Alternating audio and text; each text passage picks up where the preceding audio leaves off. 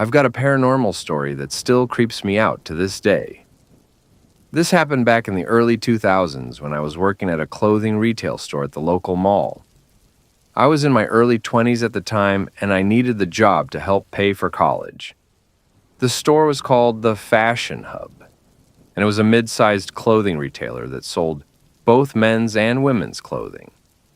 It was located right in the middle of the mall corridor, so it got decent foot traffic during the day, but things would get really quiet during evening hours. So, I started working there as a sales associate. My hours varied depending on the week, but I usually worked either closing shifts or mid-afternoon to evening shifts. Most of the time the store was fine. Nothing unusual ever happened. It was just a typical retail job. We'd help customers fold clothes, stock shelves, and clean up at the end of the day. But there was always something that felt off about the store once it got late in the evening. I remember talking to some of my coworkers about it, and a few of them mentioned that they had felt the same way. There was this unsettling feeling in certain parts of the store, particularly in the back storage room and in the men's clothing section towards the back corner. But nobody ever really talked about it too much. We all kind of just dealt with it. One night I was working a closing shift. It was probably around 8:30 or so, and the store was pretty dead. We were supposed to close at 9 p.m. There were only two of us working that night, me and my manager, Derek. Derek was a cool guy. He'd been working there for a few years and didn't really seem bothered by anything. We were just going about our closing duties, organizing the displays, and getting things ready to lock up for the night. I remember I was in the men's section, folding some shirts that customers had left on the racks. Derek was up front doing the register and making sure everything was accounted for. The store was quiet. I mean, really quiet. Like, the only sound you could hear was the music they played through the speakers, and even that was kind of low. That's when I heard something.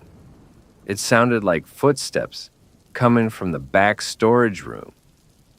At first, I thought maybe Derek had gone back there, but then I remembered seeing him at the front counter just a moment ago. I stood there for a second and listened.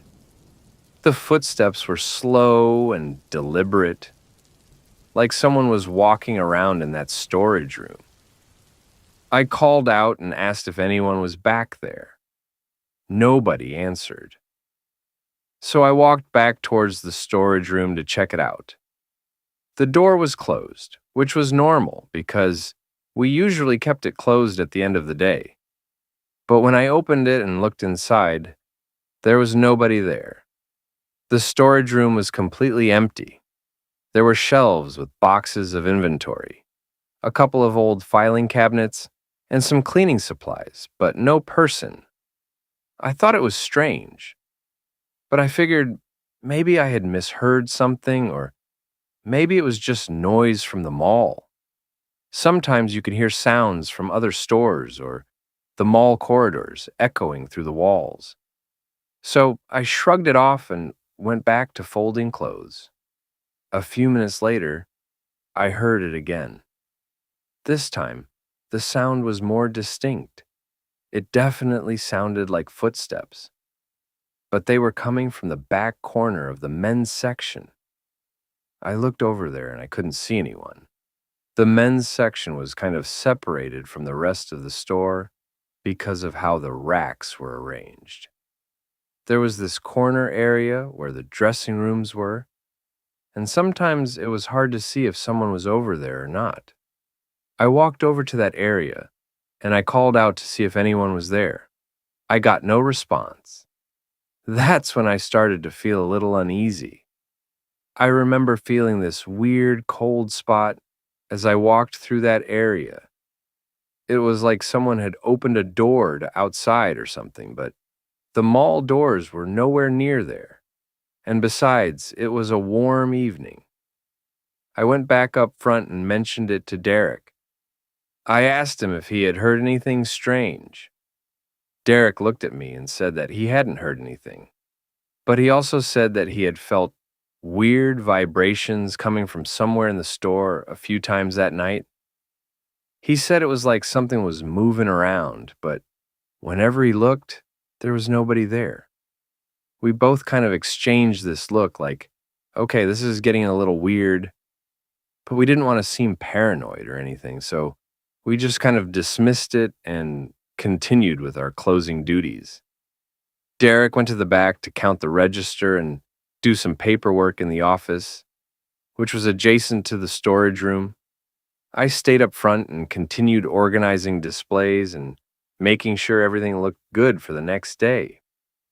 I was up there for maybe 10 minutes or so when I heard something that made my skin crawl. It was the sound of hangers moving.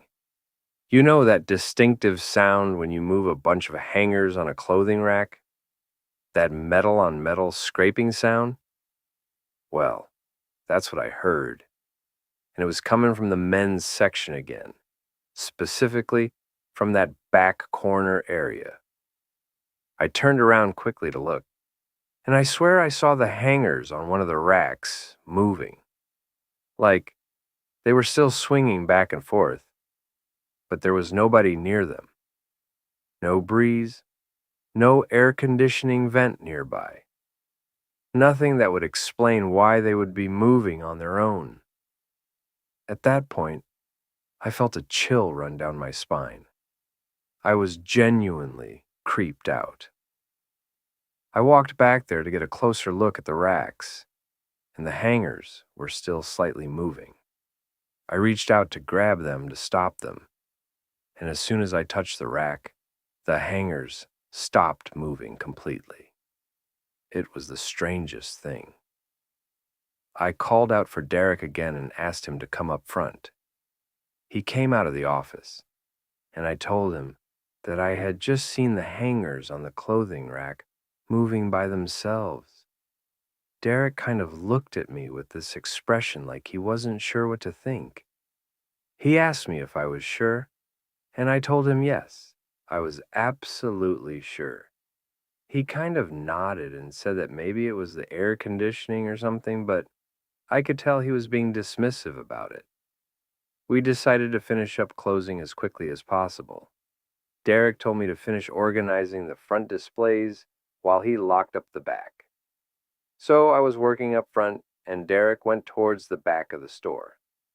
I was putting some folded items on a table when I heard Derek call out my name from the back. He sounded kind of alarmed. I immediately walked towards the back where Derek was, which was near the storage room. Derek was standing there looking into the storage room, and he asked me if I'd gone back there recently. I told him no. I hadn't been back there since earlier when I checked for whoever was making those footstep sounds. Derek said that it looked like someone had been moving boxes around. He said that the boxes were stacked differently than how we had left them that morning. We both stood there looking at the storage room, and neither of us wanted to go in there. There was just this feeling. I can't really explain it, but it felt like we were not alone. It felt like something was watching us from inside that storage room. The temperature seemed colder, too. Derek decided to take a step inside the storage room to look around more carefully. He walked in slowly and started looking at the boxes. He was moving some of them to see if anyone was hidden back there, but there was nowhere for anyone to hide. It was just boxes and shelves. That's when Derek suddenly let out this yell. It wasn't a scream exactly, but it was a loud shout of surprise or alarm. He backed out of the storage room quickly, and he had this look on his face like he had just seen something that terrified him. I asked him what happened and what he had seen, but Derek was kind of stuttering and having trouble getting his words out. Finally, Derek told me that he had felt something cold brush against his face. He said it was like a sudden gust of cold air, but it felt more like, he described it as feeling like a hand. a cold hand that had brushed across his cheek. He said it happened so fast that he couldn't be sure, but it had startled him. I felt the hair on my arms stand up. We both just kind of stood there for a moment in silence. Then Derek said that we should finish closing up and get out of there. We didn't waste any time after that. We quickly went through the rest of the closing procedures.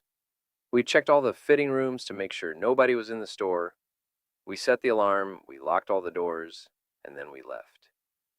When we got outside the store, Derek and I just kind of stood there for a moment. We didn't say much, but I could tell we were both unsettled by what had happened. Derek told me that this wasn't the first time something weird had happened in that store. He said that over the months he had worked there had been several incidents where he felt like something was off.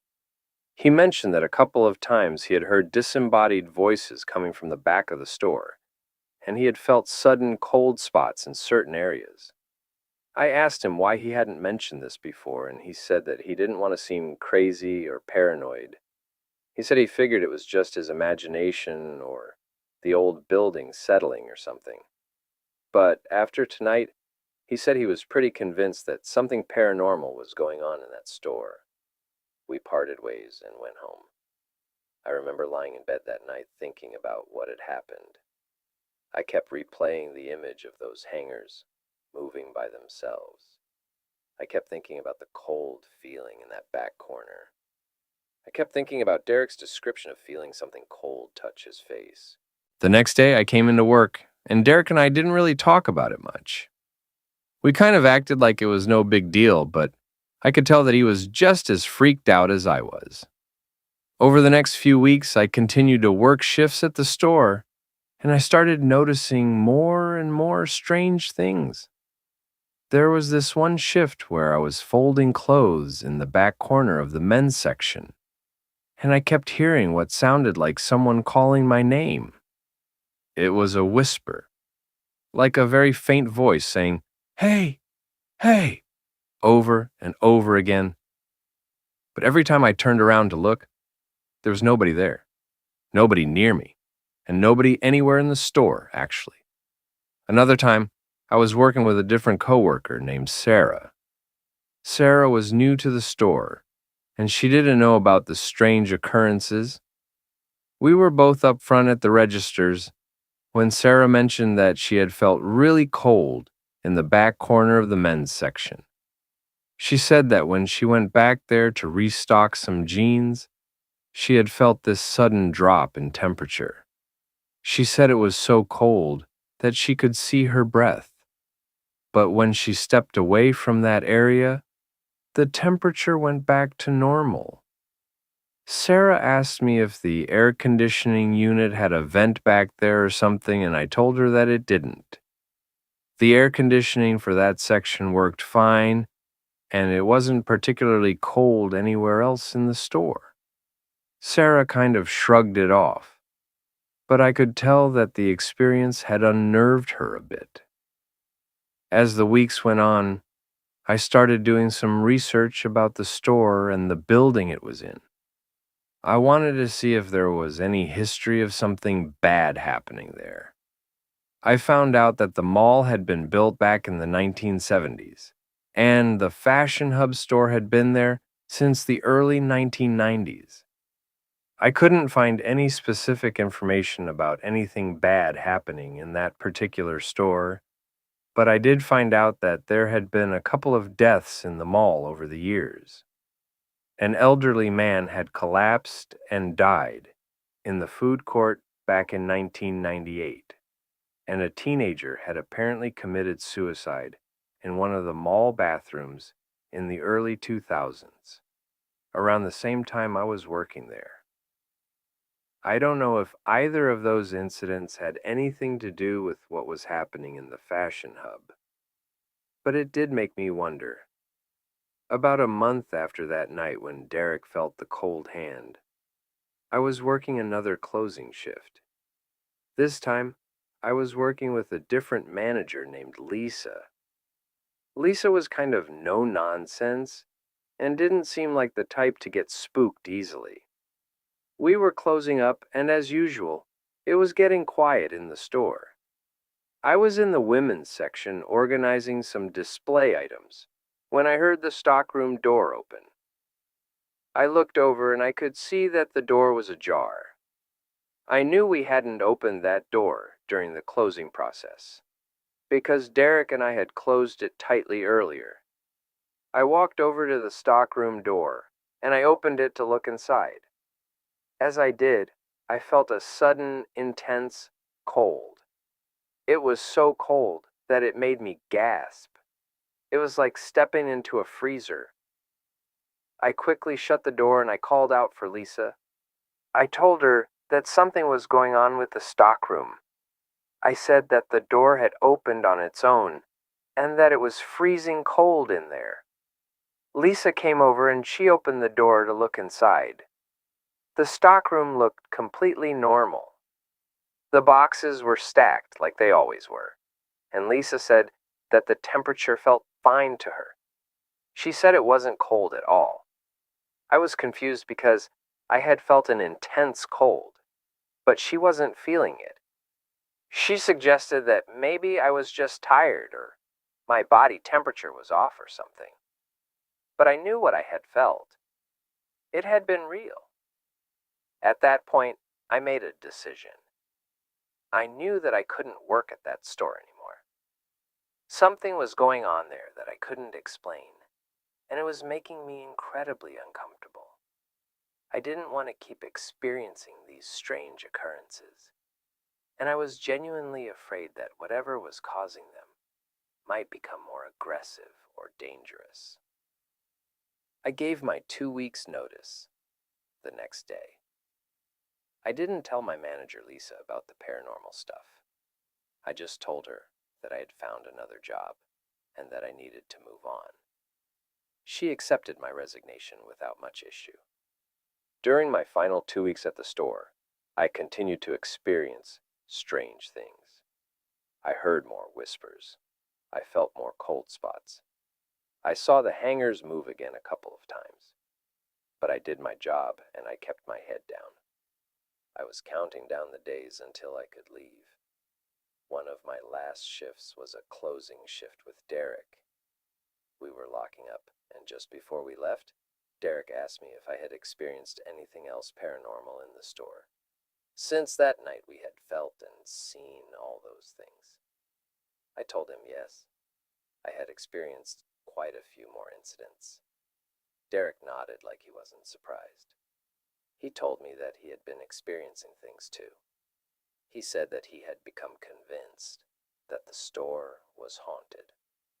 Derek told me that he had done some research of his own, and he had found out that a store employee had apparently died in the building many years ago. He said that it had happened before the fashion hub had even moved in, but the building had housed different businesses over the years. He said that an employee at one of the previous businesses had suffered a fatal heart attack in the stockroom. He said that nobody knew exactly when it had happened or which business it was, but he had heard about it from one of the other long-term mall employees. Derek suggested that maybe the spirit of that person was still haunting the building, specifically the area where they had died, which would explain why the stockroom and the back corner of the men's section had the most paranormal activity. Those areas were probably closest to where the person had collapsed. I found that explanation plausible. It made sense that if someone had died in that building, their spirit might still be lingering there, especially if they had passed away suddenly or traumatically. My final day at the store came, and I finished my shift and said goodbye to Derek and the other coworkers. I was genuinely relieved to be leaving.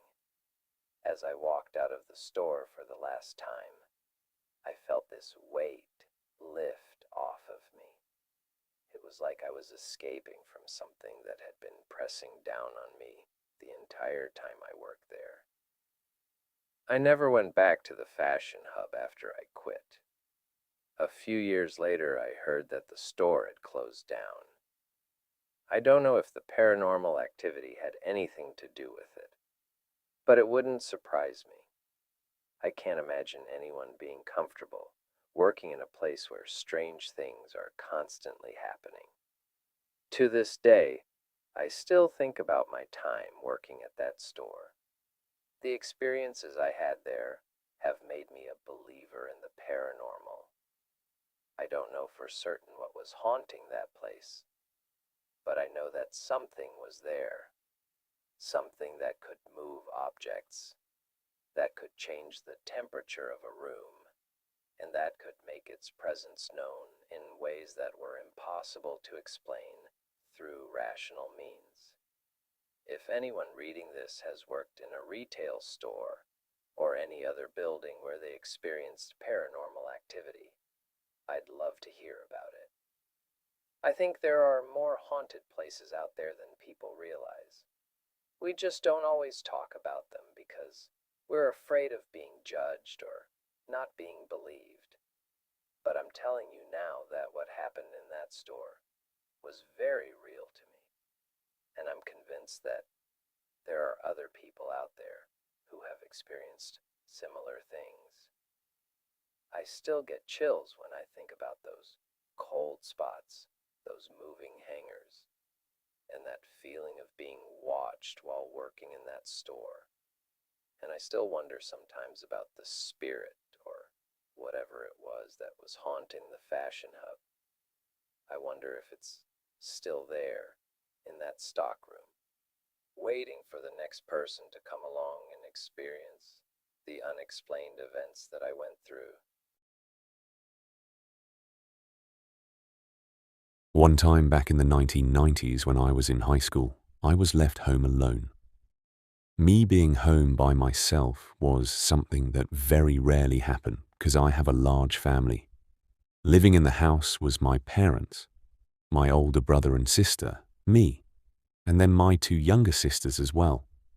So, with all those people, the chances were that somebody would be home pretty much all the time. Now, I don't remember where everyone had to go on this particular night, but it just so happened that everyone had places to go except for me. So, for a few hours that night, I would have the house to myself. I was not nervous at all because I wasn't a little kid. I was in high school, but it still felt really odd just because I was not used to it. I remember that the house felt very quiet. It was dark outside, and our neighborhood was pretty typical. A good amount of other houses on the street, but things were mostly pretty quiet. At one point, maybe an hour or two into being home by myself, I went downstairs from my room to go to the kitchen. This was on the main floor and towards the back of the house. There I was getting something to drink when I saw something out of the corner of my eye. Much of the lights in the house were off, so I could see out the back windows better. We had a door that led out to the back patio, and I saw someone outside approaching it. I could tell right away, though, that it was not my parents and none of my siblings. It looked like some random guy. He didn't seem to notice me because I was entering the kitchen from an angle that was not really in his line of vision. Plus, it was mostly dark in the house. It was like right when I came around the corner to enter the kitchen, I saw him. I stopped and froze where I was. The man continued to approach the back door. I was now in the kitchen and near this door that led down to the basement. I then looked back over at the door where the man was headed and realized that it was unlocked. This gave me a terrible feeling of panic. In that split second, I did what was kind of a reaction to that, and I quickly opened up the basement door, which I was very close to. It was already slightly opened, and I went inside and then shut the door behind me. Just when I did, I heard the back door to the house opening. I then quickly ran down the stairs. Our basement was finished, but there wasn't much down there. The stairs had carpet which I'm glad for because it made my footsteps very quiet. I then went into kind of the main basement area where we had a couch and an old TV. We had some blankets on the floor next to the couch, and I literally hid under them. At first, when I got down there, I heard footsteps upstairs of the man walking. I could not tell where he was going, though. I just hoped that he wouldn't go down into the basement where I was. I wanted to call my parents or the police, but could not. I didn't have a cell phone back then, and we did not have a home phone in the basement, only upstairs. I hid under the blankets for the longest time, and I didn't hear or see anything as I was covered. After I'm not even sure how long, I finally got up the courage to get up. I emerged and did not hear anything. The man had definitely not come down to the basement. After listening and not hearing anything at all for a while, I carefully made my way back up the stairs. When I got up to the top, I slowly and quietly opened the door to the kitchen from the basement. I looked around and saw nothing. There was a phone in the kitchen, though, so I just needed to get it. After I got the phone, I then brought it back down to the basement. In that time, I still heard and saw nothing. I was hoping that the man had left. I called the police from the basement and told them that a man had entered our house, and I gave them the address. I didn't know if the guy was still there or not, but I knew that I should call to be safe. So, I waited down in the basement until the cops got there, and I figured that the man was probably long gone by now. When the police arrived, I went upstairs and let them into the house. Then the police searched the entire place. To my surprise, they found a man hiding upstairs in my bedroom of all places. I was shocked. My parents got home not long after, as well as some of my siblings. I don't remember a whole lot after that, but it was certainly a crazy experience. I do not know exactly why the man chose our house, or if there was a reason he went to my room. The back door had been left unlocked with so many of us living there, and coming and going, but after that, everyone always made sure to lock it. This is something that happened really not that long ago. I live alone by myself in my apartment, which is on the first floor of a standard, fairly new building. As I sat by myself in the living room one night, I got a text on my cell phone out of nowhere. The text read, "I'm watching you," in all capitals. It was from a number that I did not recognize, so I had no idea who it was. When I saw this, my first reaction and also hope was that it was a joke by one of my friends, but part of me also felt creeped out by it. I didn't know how they would have an unknown number if it was a friend, but I also did not know who would do something like this. But I mean, come on, it just had to be a prank. That's what I was telling myself. I texted back asking who it was that was texting me. Not too long after this, I got a response. They said, "The person that is watching you," once more in all caps. I guess I should have expected an answer like that. Now I had all my windows closed and covered in my apartment, so I found it impossible for somebody to actually be watching me. But now I was feeling paranoid. My place is small, just one bedroom, a bathroom, and then a pretty large space with a kitchen and living room in it. Still, I went around and checked all my closets and rooms and confirmed that I was alone. Then I checked out my peephole and opened my door to the hallway. The coast was clear. Finally, I went around and looked out my windows to the surroundings. My windows looked out to the parking lot, which had a good amount of cars in it, but I didn't see anybody out there at all. So it was hard to tell if anyone was watching me or not, but it sure didn't seem like it. I saw nothing obvious, but if somehow this person was in the parking lot or something like that, they couldn't see me. All they would see is my windows because I had shades over them. I felt safe in my place, but I was still really creeped out by this. I almost texted back again, but then I decided to just block the number. If this was a prank by one of my friends, I didn't find it funny, and by blocking them, it would probably get whoever was doing it to fess up. However, I did not receive any texts at all. For the rest of the night when I was up, nothing strange happened. I felt a little spooked and checked out the windows every so often, but everything seemed fine. So that night, I was about to go to sleep. I was in my bed, just doing some reading before falling asleep.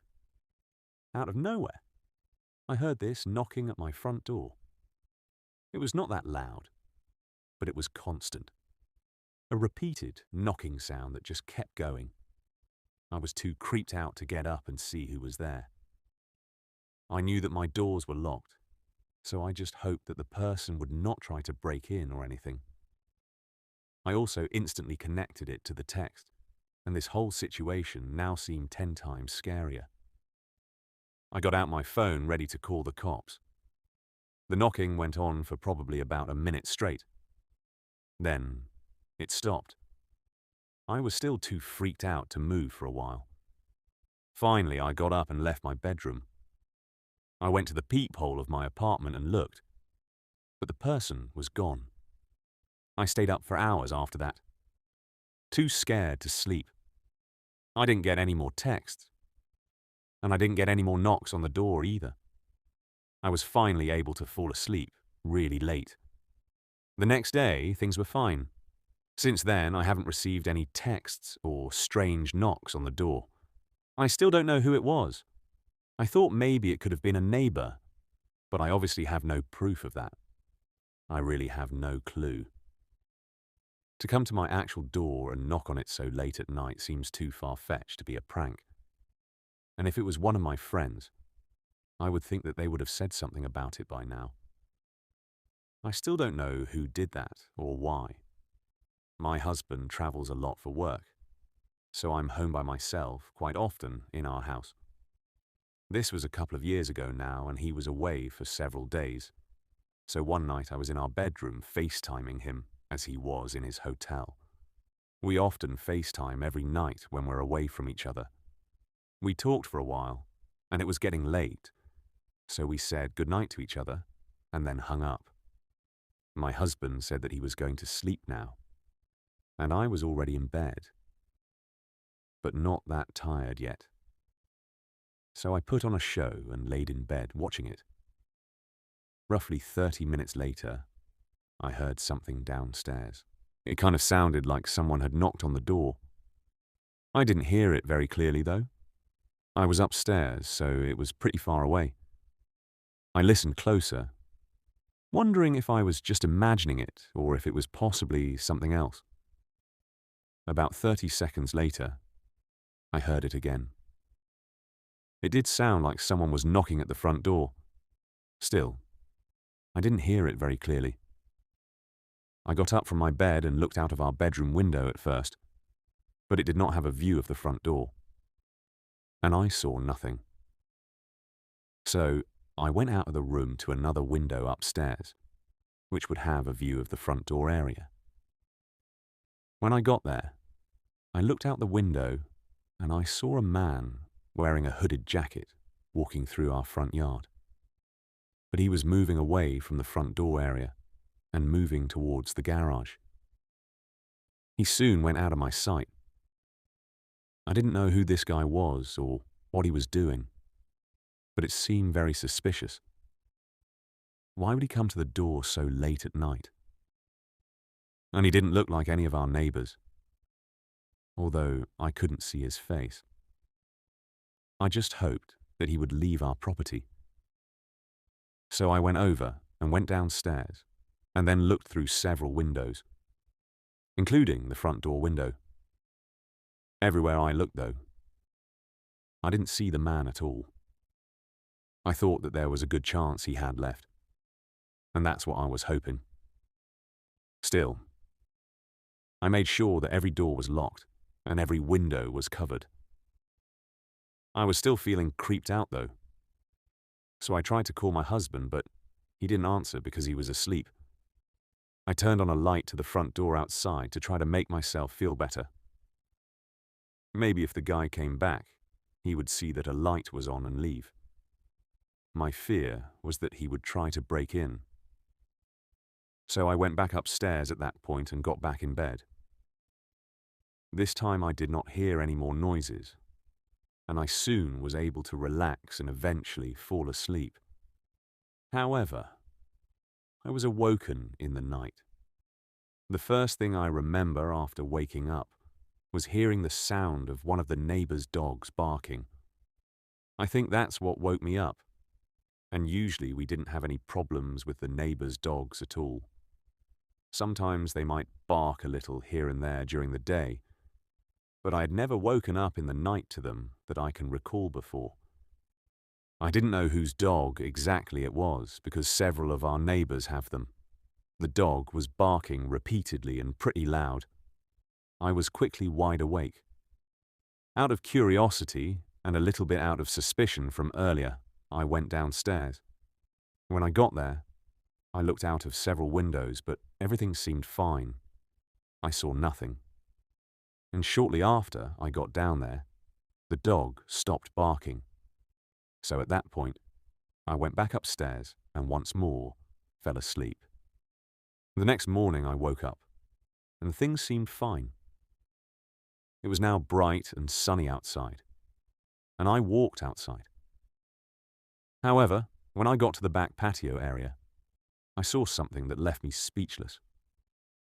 By the back door, there were a bunch of marks on the wall right next to it, and some on the door as well. It looked as though someone had been trying to pry the door open. The marks had certainly not been there before. I was shocked, and I took pictures and sent them to my husband. He told me to call the police. I realized it was possibly from the man I had seen the previous night. I then also realized that the dog barking was probably from the man in our backyard. A neighbor's dog must have seen him and started barking, and that's probably what scared the man off. Had that not happened, he may have broken into our house. The police came out and I told them everything. My husband told me that I should stay at my parents' house until he got back, and I did that because I was too creeped out to stay in our house by myself. The man did not return, though. When my husband returned, we ended up getting a camera set up. But nothing suspicious has happened like that since then. I'm grateful to the neighbor's dog for possibly saving me, or saving our house from being robbed. This is something that happened back when I was in college.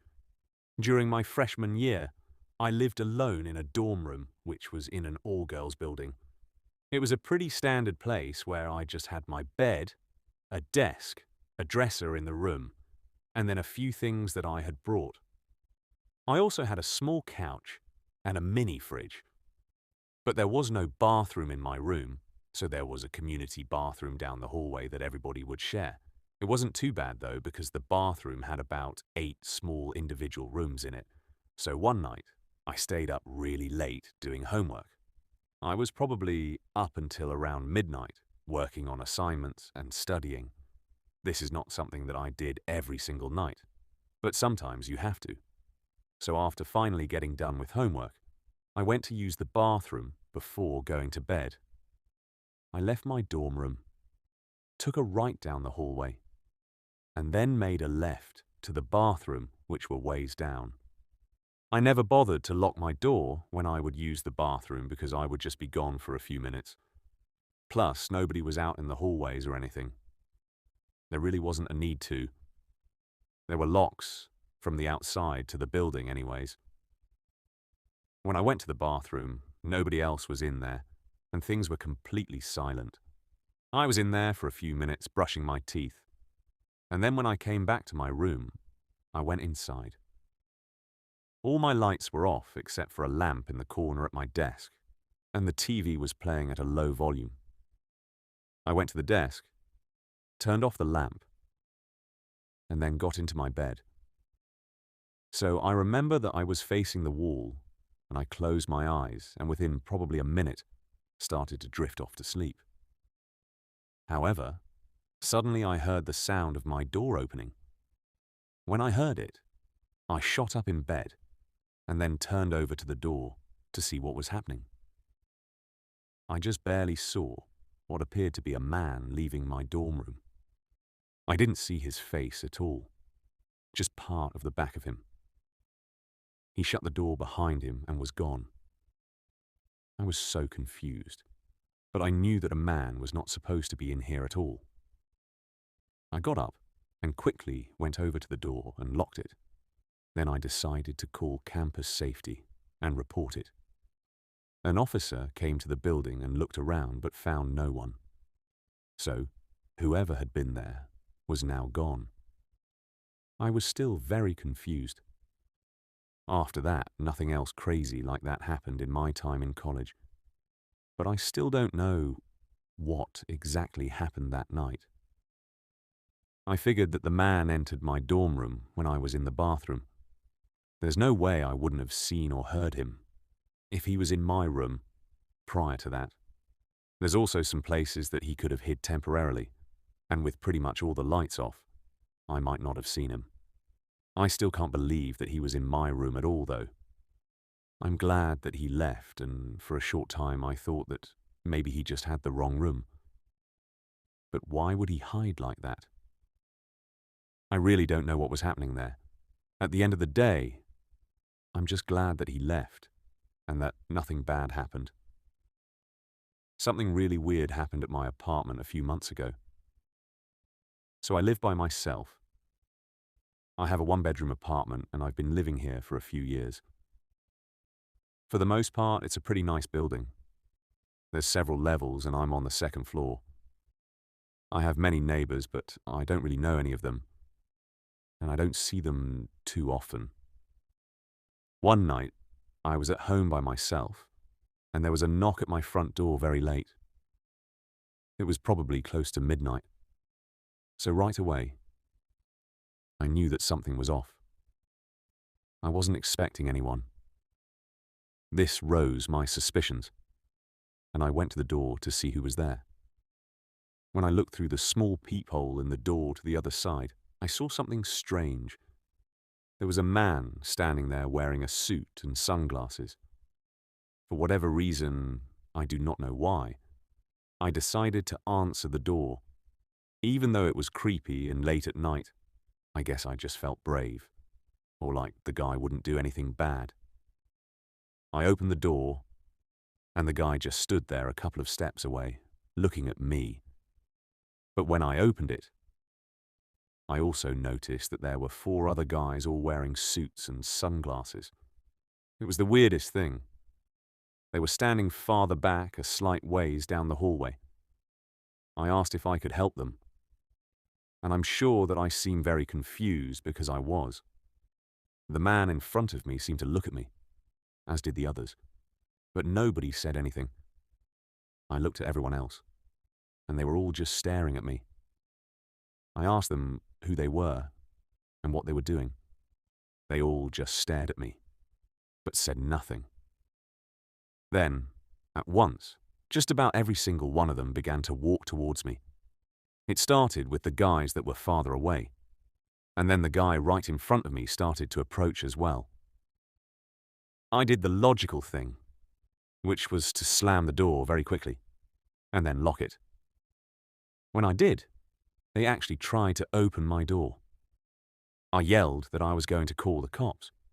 They stopped trying to open the door, but this did not scare them off. Now, all the men just stood in the hallway, staring at my door. I watched through the peephole. They're just looking at my door, standing next to each other. I was so creeped out. I didn't leave the door and just kept watching them. I was debating actually calling the cops. This went on for quite some time. Then, finally, after probably 2 or 3 minutes of like a standoff, they all just walked away. When they were gone, I looked down the hallway and confirmed it. After that, they did not come back. I'm still left wondering what that was all about. Was it just a group of guys trying to scare people to be funny or something? I'm really not sure, but it was the weirdest thing that's ever happened in my time living here. I'm hoping that I never see those guys again. Welcome back, horror fans. Today we are breaking down a collection of terrifying, real-life encounters from a place you visit almost every week, but will never look at the same way again. Welcome to 5 True Walmart Horror Stories. Let's jump straight into the darkness.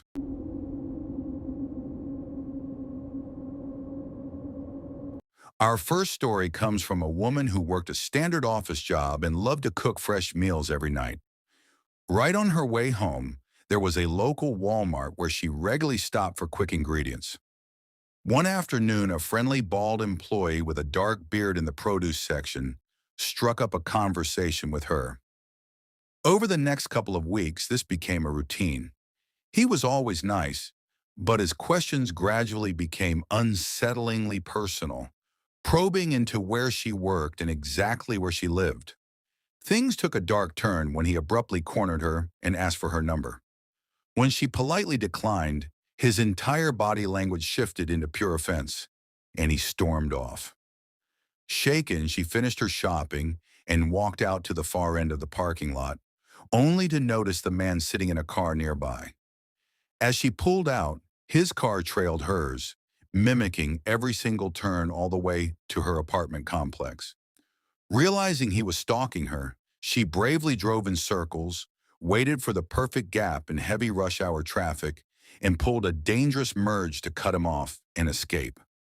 Fuming, she drove straight back to the Walmart customer service counter to report the stalker. When the managers called up the produce team, they delivered a chilling revelation. Nobody of that description had ever worked there. The man had simply bought a blue Walmart vest online to blend in and hunt for victims. The second encounter takes place late on a quiet weeknight in the fitness and toy aisles.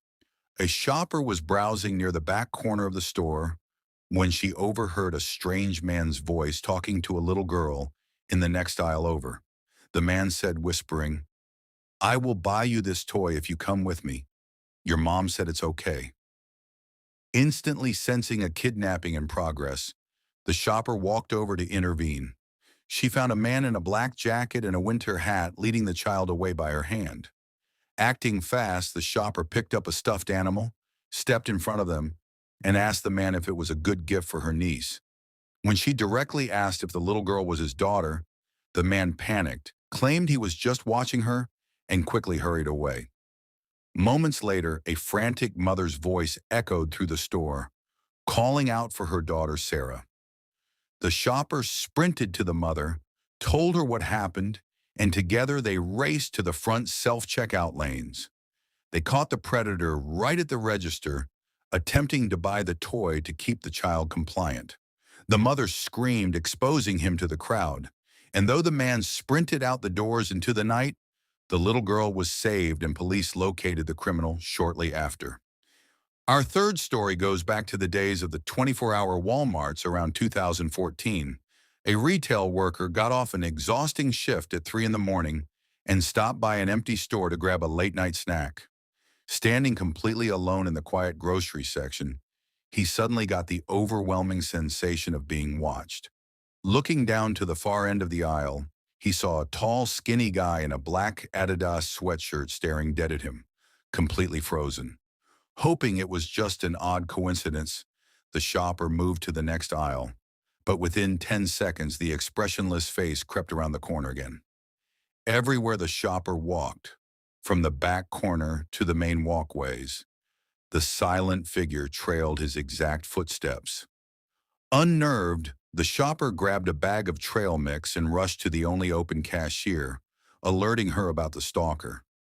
The creepy man faded into the clothing racks across from the registers, and the shopper quickly checked out, scanning the area to make sure the coast was clear. He made it out to his car in the empty parking lot, but right as he cranked the engine, he looked up in frozen terror.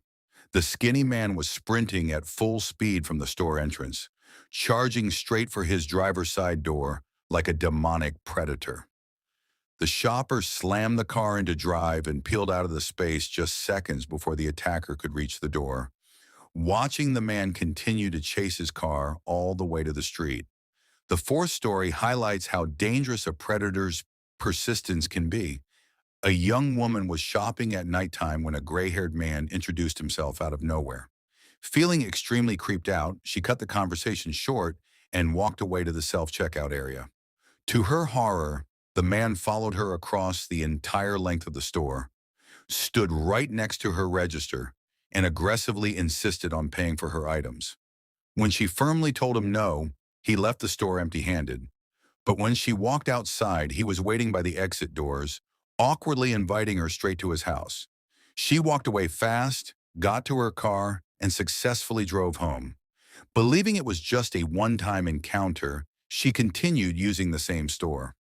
A month later, she was grocery shopping at 8 in the evening when she locked eyes with the exact same gray-haired creep.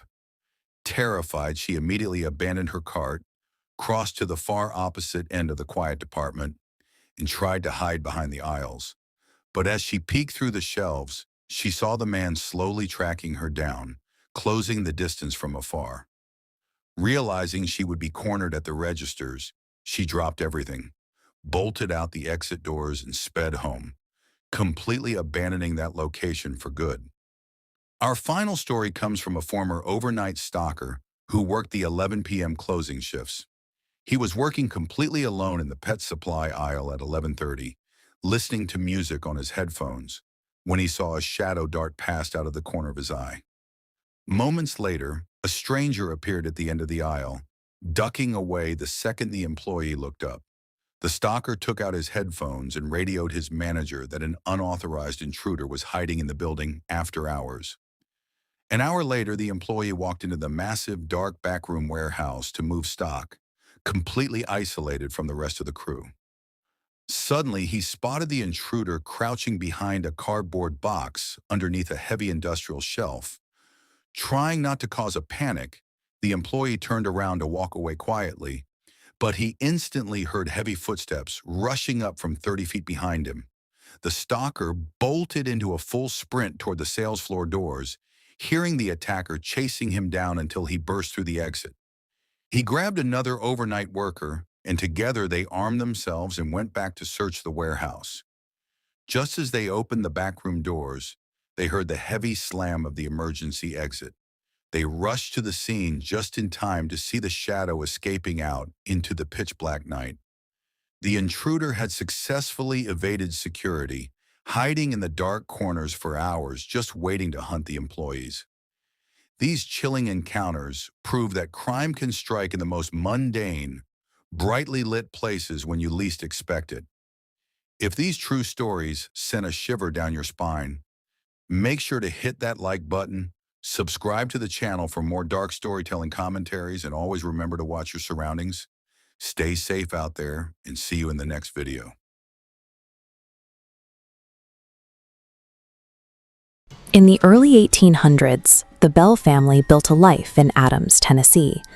They lived in these cramped, drafty log cabins, surrounded by miles of wilderness that enforced a deep, quiet isolation. That quiet eventually broke. At first, it was small anomalies, the sound of footsteps on floorboards with no one there, and faint whispers drifting through the dark corners of the house. These noises soon escalated into physical violence.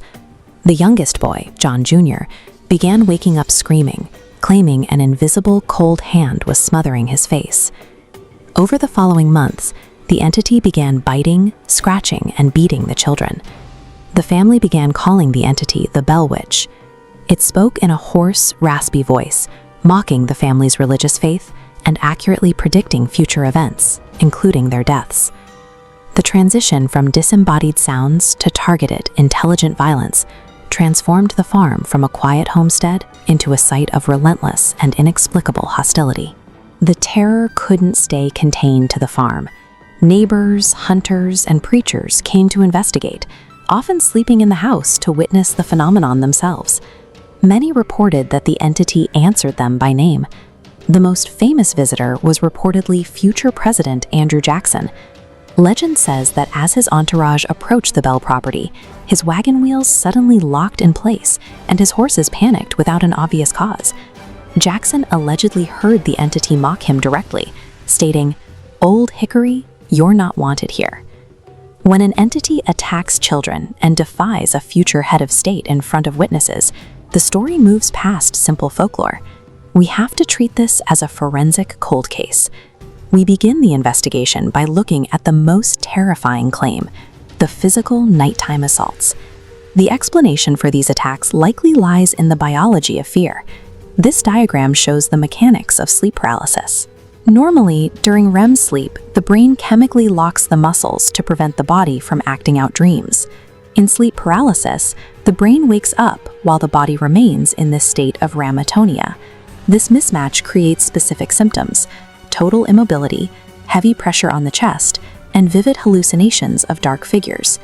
These medical symptoms map directly on John Jr.'s claims of being pinned down and smothered in his bed. The violent ghost reported by the children appears to be a documented biological sleep disorder. While sleep paralysis explains the bedroom assaults, it doesn't account for the daytime events, the slamming doors, thrown rocks, and whispers. These point toward a second hypothesis, a crafted human hoax. Simple parlor tricks, such as throwing objects from behind a wall or whispering down through the floorboards, can build a reputation that quickly takes on a life of its own. This leads to the ultimate question. Why did independent, credible witnesses claim to hear the witch speak? The answer lies in mass hysteria. This flowchart illustrates how isolation and religious superstition prime the human brain to misinterpret neutral data. In a high-stress environment, a creaking floorboard or the wind in the chimney is filtered through fear and recognized as a distinct, threatening voice. The Bell Farm became a psychological echo chamber. Shared expectation acted like a contagion, transforming the ordinary sounds of the Tennessee frontier into a collective supernatural experience. The immediate haunting reportedly ended after John Bell's death in 1820, but the story didn't fade. It mutated and spread across the country. The specific traits described in the Bell accounts, the mocking voice and the predictive mimicry, introduced the idea of a spirit that actively interacts with and taunts the living, rather than just repeating a past event. The forensic evidence suggests the Bell Witch was a perfect storm of untreated sleep disorders, deliberate human deception, and virulent mass hysteria. The legacy of the Bell Witch reveals the human brain's capacity to function as a reality-making machine, projecting monsters out of shadow and suggestion. Now we want your verdict. Drop a 1 in the comments if you believe supernatural forces were involved, or a 2 if you think this was entirely a psychological illusion. If you enjoyed this deep dive, hit the like button and subscribe. In the 20th century, we made an assumption. We believed that as soon as everyone carried a portable, high-definition camera in their pocket, the supernatural would simply vanish. The logic was simple. Clear lenses and bright flashes would finally dispel the shadows, putting an end to campfire tales forever. We were wrong. The proliferation of cameras didn't destroy the unknown. Instead, it accidentally mass-produced it. We now have footage of things that defy explanation. A woman calmly eating raw meat straight from a supermarket shelf, and sudden localized storms dropping egg-sized hail with enough force to obliterate a car windshield in seconds. We have traded oral tradition for a vast archived catalog of modern digital folklore. We are no longer relying on the subjective, faulty memory of a single witness. We are drowning in gigabytes of unblinking digital evidence. Every day, passive systems silently record the mundane, waiting to catch something out of place. But what exactly are we looking at? Are these networks simply capturing software glitches and psychological misfires? Or are they documenting actual physical cracks in our everyday reality? To understand this new wave of phenomena, we have to look past the subjects themselves and examine the hardware. The specific type of camera recording the event often dictates the exact nature of the anomaly. Take liminal commercial spaces, malls and supermarkets built to handle thousands of active consumers. When the doors lock and the lights dim, these areas sit completely empty, monitored only by passive CCTV networks. It is in this exact environment that specific anomalies manifest. Security guards review their night shift footage to find dark figures tracking their movements from the end of the aisle. Abandoned shopping carts break from inertia, steering themselves across the floor with eerie intentionality. This animated schematic shows why security systems relying on wide-angle lenses create visual artifacts. The curvature bends perspective, creating blind spots where light rays pool, perfectly mimicking the shape and movement of shadow figures. But hardware glitches cannot explain everything.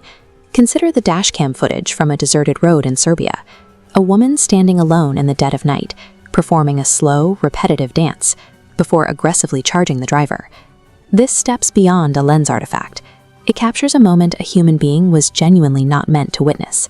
The unblinking security camera is now the primary narrator of the modern digital haunted house. This phenomenon doesn't stop at the grocery store exit. It has fully invaded the private sphere. We willingly install motion sensors, smart doorbell cameras, and connected baby monitors, all designed explicitly to keep us safe. Instead, these internal networks are capturing terrors inside our living rooms.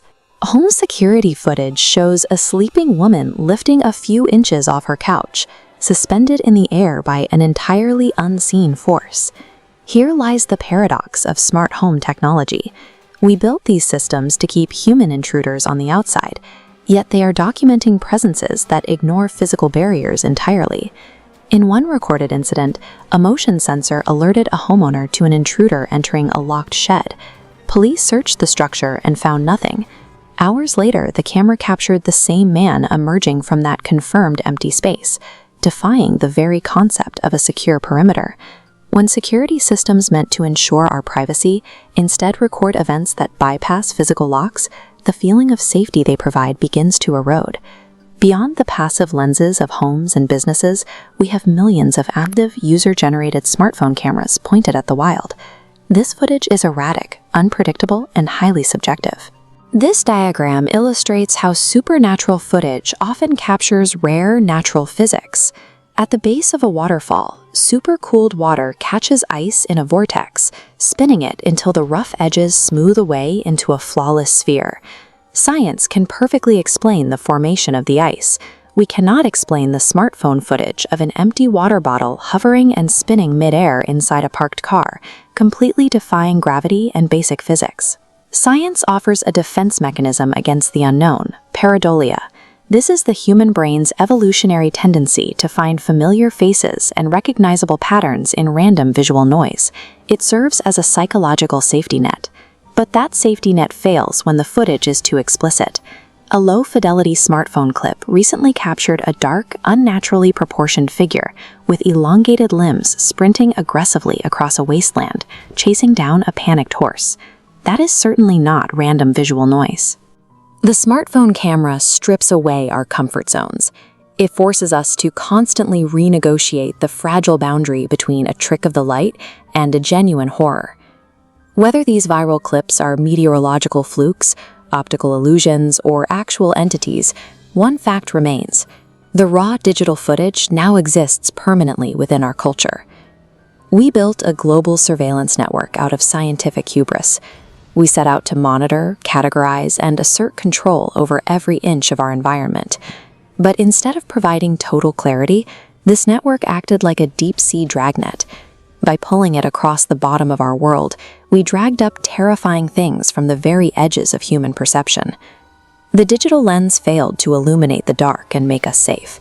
It only revealed what was already hiding right beside us. The next time you walk down an empty supermarket aisle, or spot the glowing red light of a security camera in the corner of your ceiling, you won't feel protected. You will wonder, when you picture the world's most dangerous possessed object, you probably imagine the version from the movies, a cracked porcelain monster with glassy eyes. But the reality is a faded fabric Raggedy Ann. Yet this specific toy sits at the center of a half-century of terror. She is blamed for over 50 paranormal attacks, fatal accidents, and even a global internet panic. It seems absurd. We have to look at how a mass-produced $20 children's toy managed to hold the human psyche hostage for 50 years. Our investigation focuses on a central question. Are we looking at an actual demonic trap or the most successful case of psychological manipulation on record? The history begins in 1970, in a setting that couldn't be more ordinary. 2 student nurses shared an apartment, and one of them received the doll as a birthday gift. Soon, minor anomalies disrupted their routine. They noticed the doll changing positions on its own. Then, they started finding handwritten parchment notes scattered around the living room, reading, "Help us."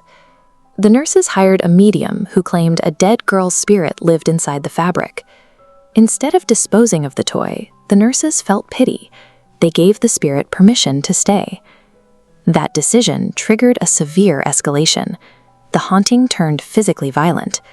A male friend visiting the apartment claimed he was attacked, waking up with unexplained claw wounds across his chest. Around the same time, the nurses found their car's brakes were inexplicably slashed. This brought in Ed and Lorraine Warren, the paranormal authorities, who immediately took control of the scene. After reviewing the evidence, the Warrens delivered a terrifying diagnosis. There was no dead girl. The doll was a vessel for an inhuman spirit attempting to possess the nurses. They confiscated the toy and placed it under a permanent occult lockdown. Even behind glass, the lore of a curse grew. Years later, a museum visitor openly mocked the confined doll. He died in a motorcycle accident just hours after leaving the property. For believers, the patterns are impossible to ignore. The documented injuries, the recorded audio tapes, and the trail of deaths provide the evidence of an active, supernatural threat. But we have to ask if hard science offers a more grounded explanation for these 50 attacks and fatal coincidences. This flowchart illustrates psychological priming. A neutral sound passes through a spooky filter, outputting a threat. Apply this to the Warrens. Their demonic framing acted as a new filter, coloring every subsequent experience with the doll as terrifying. A primed brain creates a fear canvas, actively hunting for patterns in the environment to confirm the danger it expects. It turns normal shifting shadows in the corner of a room into a malevolent presence. Under this framework, the paranormal claims become logical side effects. An ordinary draft that drops the room temperature by 20 degrees is no longer weather. It is a demonic presence. The fatalities follow the same pattern. A tragic, entirely coincidental motorcycle accident is retroactively mapped directly to the doll's influence because the mind has already accepted the curse as fact. This suggests the doll serves as an anchor for the mind rather than a source of energy. The long history of reported injuries doesn't necessarily prove a demonic presence, but it does show the terrifying capacity of the human brain to manifest a perceived threat into lived reality. We can see this psychological theory in action by looking at the events of 2026. An entirely unsubstantiated rumor that Annabelle had escaped her case went instantly viral. The fallout was immediate. Despite the escape being a total hoax, police stations worldwide received a surge in calls, reporting physical attacks, paranormal sightings, and copycat hauntings. The 2026 panic even produced physical data. Museum sensors recorded anomalous radiation spikes near the doll's case. While believers saw a demon awakening, researchers noted the surge peaked exactly as thousands of protesters and influencers crowded the museum, suggesting the readings were an environmental side effect of the mass hysteria itself. The escape was entirely debunked, but for the millions who felt the panic, the physical terror was a lived reality. The Warrens created a myth so resilient that it became a self-sustaining psychological phenomenon. The myth has become a self-sustaining cycle. Annabelle doesn't need to move or speak to exert influence. She only needs a population that believes she is capable of it. So consider the chill down your spine right now. Is it a real entity in the room with you, or just your primed brain playing tricks?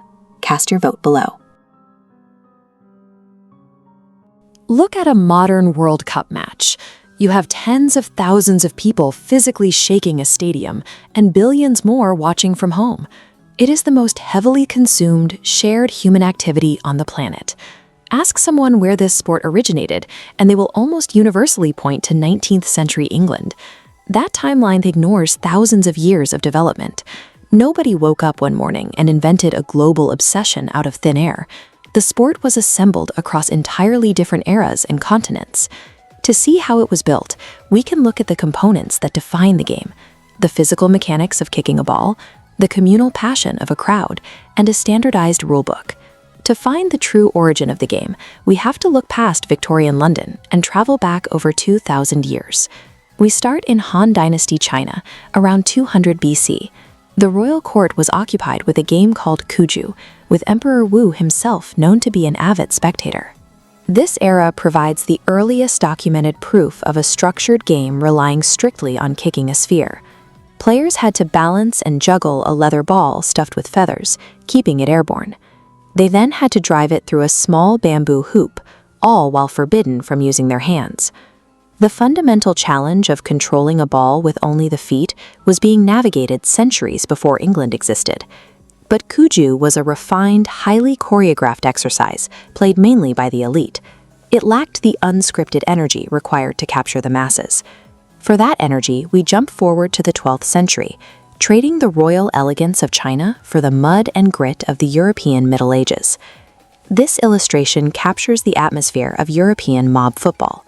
Entire rival villages would clash in the streets, fighting to drag an inflated pig's bladder toward a designated local landmark. There were practically no restrictions on the pitch. Matches regularly dragged on for days, leaving a trail of smashed property and injuries in their wake. This brutal tradition injected the sport with its fierce tribal loyalty. But as a violent free-for-all, it was impossible to scale beyond a local village brawl. It required order. That order arrived at the Freemasons' Tavern in London in 1863. A lawyer named Ebenezer Cobb Morley realized that for players from different towns to compete, they needed to speak the same on-field language. This document is a photocopy of the original Football Association rules. Here, Morley drafted the formal code of conduct. Looking at these notes, we see the boundaries being set.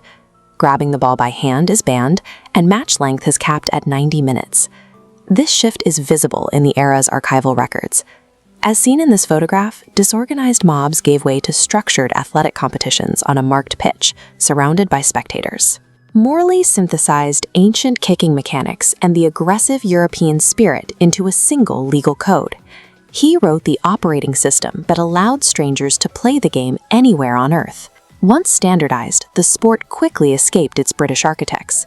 The formation of FIFA in 1904 accelerated its spread, yielding global icons like Pelé, who perfected the game a hemisphere away from London. Evidence of this global reach arrived in 1911. Playing barefoot, an Indian club named Mohun Bagan defeated British military regiments to win the IFA Shield, turning an English rulebook into a tool for anti-colonial identity. More than a century later, Mohun Bagan players still lift championship trophies, fueled by the legacy of that single victory. Look at the pinnacle of the sport today. The individuals who dominate the modern game, like Lionel Messi, hail from completely different continents. The evidence points to a broader conclusion. Football has no single father. It is a 2,000-year human collaboration, relying on Chinese mechanics, European spirit, and an English legal code. Who do you consider your ultimate football hero? Let me know in the comments. The year is 1953. As the Cold War accelerates, the intelligence apparatus of the United States begins racing to weaponize human psychology. A CIA scientist named Frank Olson becomes an unwitting test subject in this very operation. His own agency slips a massive dose of LSD into his drink. Over the next few days, Olson's mind fractures. He reports crippling paranoia and claims to hear distinct, disembodied voices speaking to him. Shortly after these phantom encounters, he plunges 13 stories from a New York hotel window to his death. Olson's death remains a chilling mystery. His sudden descent suggests that the CIA's experiments were producing psychological side effects that the agency's doctors were entirely unprepared to handle. Olson's death coincided with the official launch of MK Ultra. Operating from Langley, the program was given a sprawling mandate to develop reliable mind control techniques, pushing the experiments far beyond agency scientists and out into the American public. Operatives sought out the most vulnerable populations available. They subjected unwitting mental patients and incarcerated citizens to intense regimens of electroshock therapy and high-grade psychedelics without consent. The surviving declassified files detail unexpected side effects. Instead of standard drug trips, patients reported coherent, terrifying anomalies. Records describe objects seemingly moving, on their own, and vivid, extended visitations from dead relatives. The agency set out to build a pragmatic interrogation tool. Instead, they forced open a psychological door that produced the exact phenomena we classify as a haunting. To understand what these subjects were actually experiencing, we have to look at the mechanical workings of the brain under extreme, weaponized chemical distress. Neurologists point to a phenomenon called ego dissolution. Normally, your brain maintains a strict cognitive filter, a barrier that separates your internal anxieties from the external, physical world around you. Massive, non-consensual doses of LSD can completely obliterate this protective barrier. The internal and external instantly merge, creating a state of extreme hypersuggestibility. On a biological level, the patient loses the mechanical ability to distinguish a manifested fear from a literal physical threat in the room. The ghosts seen by victims were the direct biological result of their brain's reality-filtering mechanisms being chemically dismantled. Modern psychology provides a framework for these extreme collective hallucinations, known as the tulpa effect. A tulpa is essentially a thought form. When extreme collective fear is combined with clinical manipulation, subjects can manifest in entities so vividly that it becomes tangibly real to everyone present in the altered state. In 1973, CIA Director Richard Helms ordered the destruction of nearly all MKUltra records, primarily to shield the agency from legal prosecution for its human rights abuses. The few fragments that escaped the incinerator contain references that modern neuroscience still struggles to resolve, detailing unexplained audio recordings and subjects reporting precognitive visions. The selective destruction of these records ensured the program's most disturbing anomalies would remain a mystery. It suggests the agency was desperate to erase evidence of weaponized psychological phenomena that they could no longer control. These historical operations are no longer confined to the Cold War. The same lines of inquiry are resurfacing in modern legislative discourse. Recent congressional hearings have begun to explore the ties between MKUltra's legacy and modern investigations into unexplained aerial phenomena. The highest levels of government are actively studying how altered human consciousness interfaces with unexplained and supernatural reports. The mid-century pursuit of a mind control weapon has evolved into an institutional investigation into the paranormal. Evaluating the MKUltra ghost anomalies forces us to look past the supernatural and toward a much darker reality.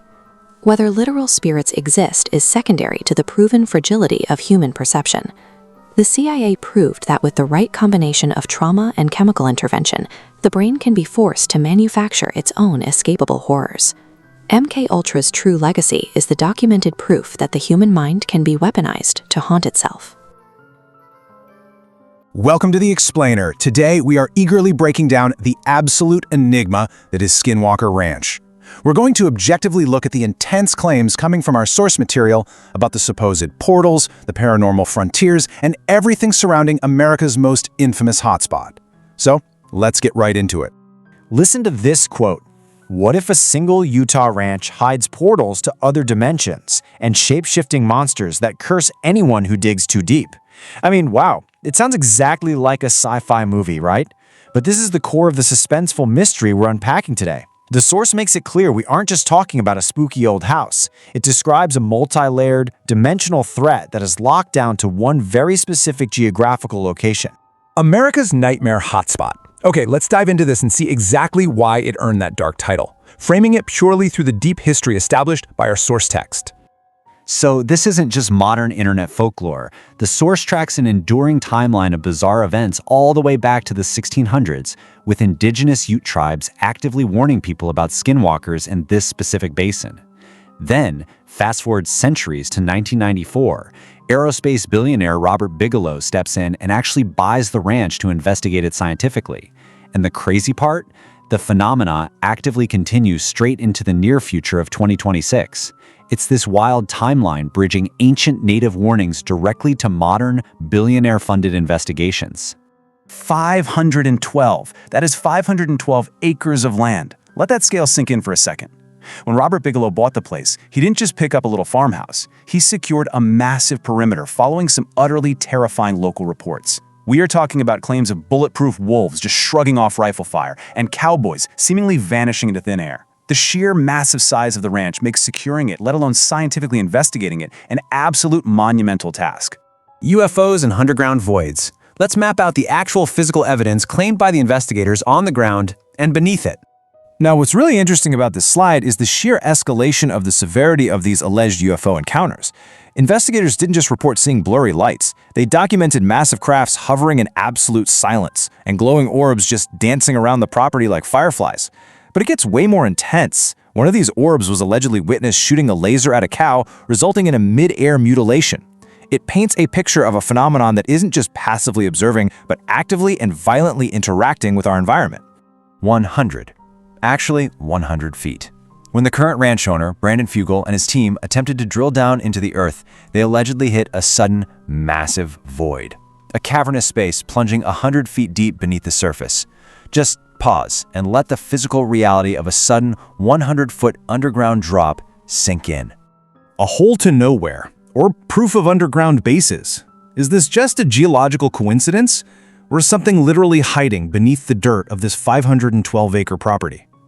It really pushes you to consider the terrifying implications of the data. This mystery systematically builds from the sky right down into the subterranean bedrock. Section 10. Science meets the paranormal.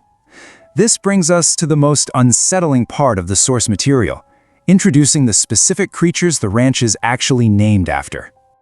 Yi-Naldloshi. That's the Navajo term for skinwalkers. In this cultural context, they are described as taboo medicine men who shed their human skin to become shape-shifting monsters, usually taking the form of wolves or coyotes. And here's the thing. Modern eyewitnesses on the ranch are claiming to experience exactly this. They report hearing disembodied voices, perfectly mimicking their loved ones to lure them out into the dark, and seeing 7-foot-tall, hairy beasts that completely ignore being shot. And this brilliantly illustrates the dual perspectives the source presents us with. On one hand, you have native psychology and ancient folklore, taboo medicine men turned into shape-shifting monsters. But right on the other side, modern scientific analysis from NASA's Dr. Travis Taylor gives us a completely different lens. Dr. Taylor cites measurable scientific anomalies, pointing to intense radiation spikes and electromagnetic pulses. He suggests these readings match the theoretical signature of portal tech or quantum rifts. So, are ancient curses and advanced physics actually describing the exact same phenomenon? Pentagon studies and hitchhikers. The suspense steps up drastically here when the source claims the highest levels of the United States government secretly got involved. $22 million. That is the staggering price tag of the Pentagon's AASAP program. The government reportedly spent 22 million taxpayer dollars to secretly study the phenomena happening at this specific ranch. You really have to ask yourself, what kind of data requires a $22 million government deep dive? Well, one of the most chilling concepts confirmed by these studies is the hitchhiker effect. It's a phenomenon where paranormal activity, like poltergeists, literally follows the witnesses home from the ranch. This fundamentally changes the rules. It means the danger actively leaves the property. You can drive away from the 512 acres, sure, but whatever is happening there can attach itself to you and follow you right back to your own living room. An active warped reality. Let's move to this next part and see how this builds into the modern-day claims of the explainer. Because the ranch is not just history. It's an ongoing, reality-warping battlefield. Looking at the 2026 source updates, the phenomena are still highly active. High-tech drones vanish mid-flight out of thin air. State-of-the-art GPS systems fail completely the second they enter the airspace. And deeply disturbingly, fresh cattle mutilations are still being reported. The modern technology deployed by current investigative teams is seemingly just being swatted away by whatever occupies the ranch today. Aliens using skinwalkers as guards, an ancient Anasazi portal to another dimension, or a massive CIA psychological operation. These are three of the wild theories presented straight from the source script. When the data is this bizarre, it really shows the sheer scale of the speculation surrounding it all. Aliens, demons, portals? What is your skinwalker theory? One thing is for certain, this ranch absolutely warps reality, but we want to know what you think, so drop your thoughts in the comments below. If this breakdown helped you grasp the wild claims of America's nightmare hotspot, be sure to subscribe so you don't miss our next deep dive into MK Ultra ghosts and CIA hauntings. Keep learning, stay focused, and I'll see you in the next explainer. Welcome to The Explainer. Today, we are eagerly breaking down the absolute enigma that is Skinwalker Ranch. We're going to objectively look at the intense claims coming from our source material about the supposed portals, the paranormal frontiers, and everything surrounding America's most infamous hotspot. So, let's get right into it. Listen to this quote. What if a single Utah ranch hides portals to other dimensions and shape-shifting monsters that curse anyone who digs too deep? I mean, wow, it sounds exactly like a sci-fi movie, right?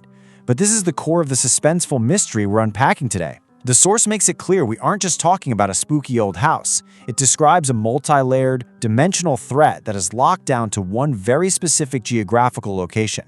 America's nightmare hotspot. Okay, let's dive into this and see exactly why it earned that dark title, framing it purely through the deep history established by our source text. So this isn't just modern internet folklore. The source tracks an enduring timeline of bizarre events all the way back to the 1600s, with indigenous Ute tribes actively warning people about skinwalkers in this specific basin. Then, fast forward centuries to 1994, aerospace billionaire Robert Bigelow steps in and actually buys the ranch to investigate it scientifically. And the crazy part? The phenomena actively continues straight into the near future of 2026. It's this wild timeline bridging ancient native warnings directly to modern, billionaire-funded investigations. 512. That is 512 acres of land. Let that scale sink in for a second. When Robert Bigelow bought the place, he didn't just pick up a little farmhouse. He secured a massive perimeter following some utterly terrifying local reports. We are talking about claims of bulletproof wolves just shrugging off rifle fire and cowboys seemingly vanishing into thin air. The sheer massive size of the ranch makes securing it, let alone scientifically investigating it, an absolute monumental task. UFOs and underground voids. Let's map out the actual physical evidence claimed by the investigators on the ground and beneath it. Now, what's really interesting about this slide is the sheer escalation of the severity of these alleged UFO encounters. Investigators didn't just report seeing blurry lights. They documented massive crafts hovering in absolute silence and glowing orbs just dancing around the property like fireflies. But it gets way more intense. One of these orbs was allegedly witnessed shooting a laser at a cow, resulting in a mid-air mutilation. It paints a picture of a phenomenon that isn't just passively observing, but actively and violently interacting with our environment. 100. Actually, 100 feet. When the current ranch owner, Brandon Fugel, and his team attempted to drill down into the earth, they allegedly hit a sudden, massive void. A cavernous space plunging 100 feet deep beneath the surface. Just pause and let the physical reality of a sudden 100-foot underground drop sink in. A hole to nowhere, or proof of underground bases. Is this just a geological coincidence, or is something literally hiding beneath the dirt of this 512-acre property? It really pushes you to consider the terrifying implications of the data. This mystery systematically builds from the sky right down into the subterranean bedrock. Section 10. Science meets the paranormal. This brings us to the most unsettling part of the source material, introducing the specific creatures the ranch is actually named after. Yi-Naldloshi. That's the Navajo term for skinwalkers. In this cultural context, they are described as taboo medicine men who shed their human skin to become shape-shifting monsters, usually taking the form of wolves or coyotes. And here's the thing. Modern eyewitnesses on the ranch are claiming to experience exactly this. They report hearing disembodied voices, perfectly mimicking their loved ones to lure them out into the dark, and seeing 7-foot-tall, hairy beasts that completely ignore being shot. And this brilliantly illustrates the dual perspectives the source presents us with. On one hand, you have native psychology and ancient folklore, taboo medicine men turned into shape-shifting monsters. But right on the other side, modern scientific analysis from NASA's Dr. Travis Taylor gives us a completely different lens. Dr. Taylor cites measurable scientific anomalies, pointing to intense radiation spikes and electromagnetic pulses.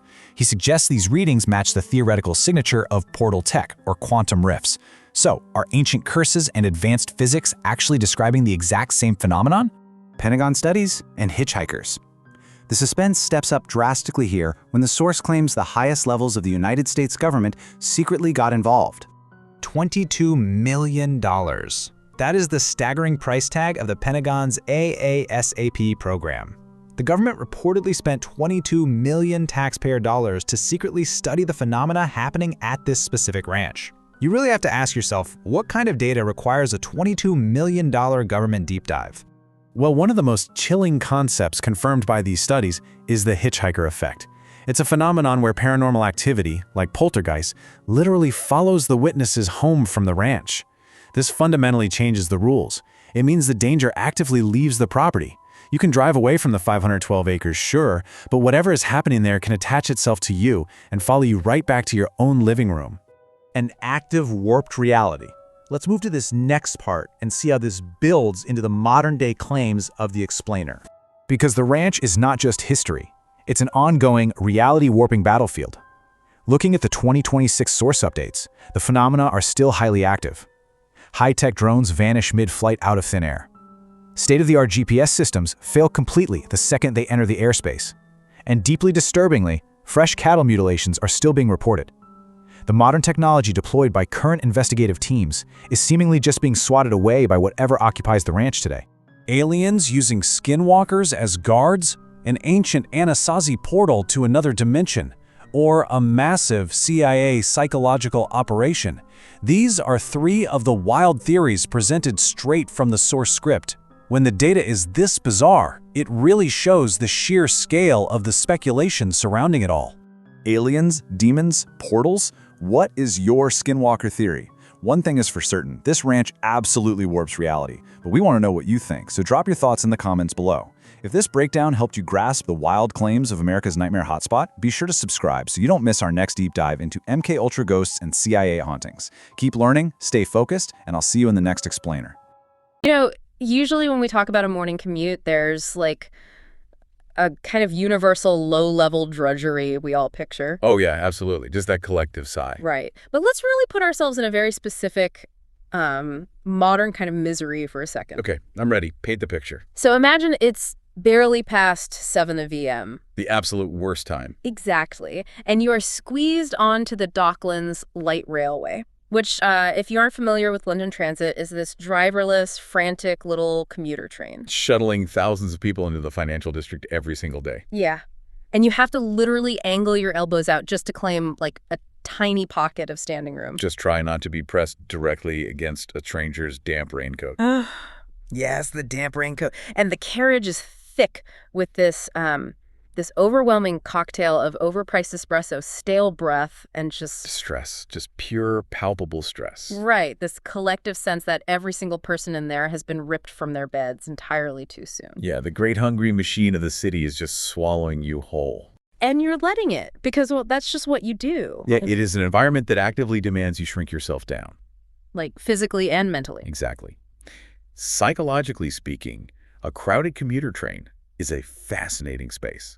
How so? Well, because it combines intense sensory overload with complete emotional isolation. Oh, that makes so much sense. Right. You put your head down, you put your headphones on, and you enter this state of defensive numbness. Just to endure the sheer proximity of so many other stressed human beings. Exactly. You are surrounded by humanity, but you've never felt more alone.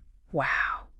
Okay, now hold on to that mental image for a second, that feeling of cramped, sweaty, urban claustrophobia. Got it. And completely shatter it. Oh, gladly. Because we are going to transport ourselves to a place roughly 700 miles due north. A bit of a change of scenery. A massive change. You are standing on a pristine, windswept Scottish island. Okay, I'm breathing easier already. The sky above you is this soaring, blinding white. And the air, and this is the detail that really anchors the scene for me, the air tastes intensely of salt and lemon ice. Oh, what a description. Salt and lemon ice. Right. You can actually hear fishermen calling out to each other over the roar of the deep blue sea. It's just so expansive. It really is. We're talking about two wildly contrasting environments here. Two completely different rhythms of human existence, really. Exactly. And it begs the question, you know, if you were torn between the two, which world would you actually belong in? It's a really compelling dichotomy because very rarely in life are we forced to choose between two absolute extremes like that. Yeah, we usually just kind of end up where we end up. Right, we just drift into the lives we lead. They're shaped by convenience or inertia or just economic necessity. Just paying the rent, right. Exactly. But when a person is violently pulled from one reality and dropped directly into the other, it creates friction. Incredible psychological friction. You just you can't rely on your old coping mechanisms anymore. And that specific jarring friction is exactly what we are unpacking today on this deep dive. We're getting right into it. We are. We're exploring the journey of a young woman caught right in the middle of that collision. In Jenny Colgan's novel, The Cafe by the Sea. Yes. And let me set expectations right at the top here, because this isn't just like a breezy story about baking scones by the beach. No, not at all. It gets quite heavy. It really does. We are following Flora Mackenzie, who is this 26-year-old paralegal. And she's forced to abandon her anonymous London existence, right? Exactly. She has to return to her childhood home on the remote northern island of Muir. Which she's been avoiding like the plague. Very much so. And we're going to see how this forced geographical shift becomes a profound study in confronting grief. And unearthing buried identity. Yes, and figuring out how the traditions we try so hard to escape are sometimes the exact tools we need to rebuild our lives. The narrative uses that classic trope of the homecoming, but it really deploys it to explore some very heavy psychological territory. It's definitely more than just a sweet romance. Oh, absolutely. Primarily, it's a masterclass in the mechanics of avoidance. Avoidance. Yeah, that's the perfect word for it. Because Flora hasn't just moved away from home, you know. She has actively constructed a life designed to prevent her from feeling anything at all. Let's look at that baseline state, actually. Because to understand the transformation, we have to see the cocoon she's trapped in. Right, the London cocoon. Flora's living in London, but it is distinctly not the glamorous, cinematic version of London. No Hugh Grant running around here. Definitely not.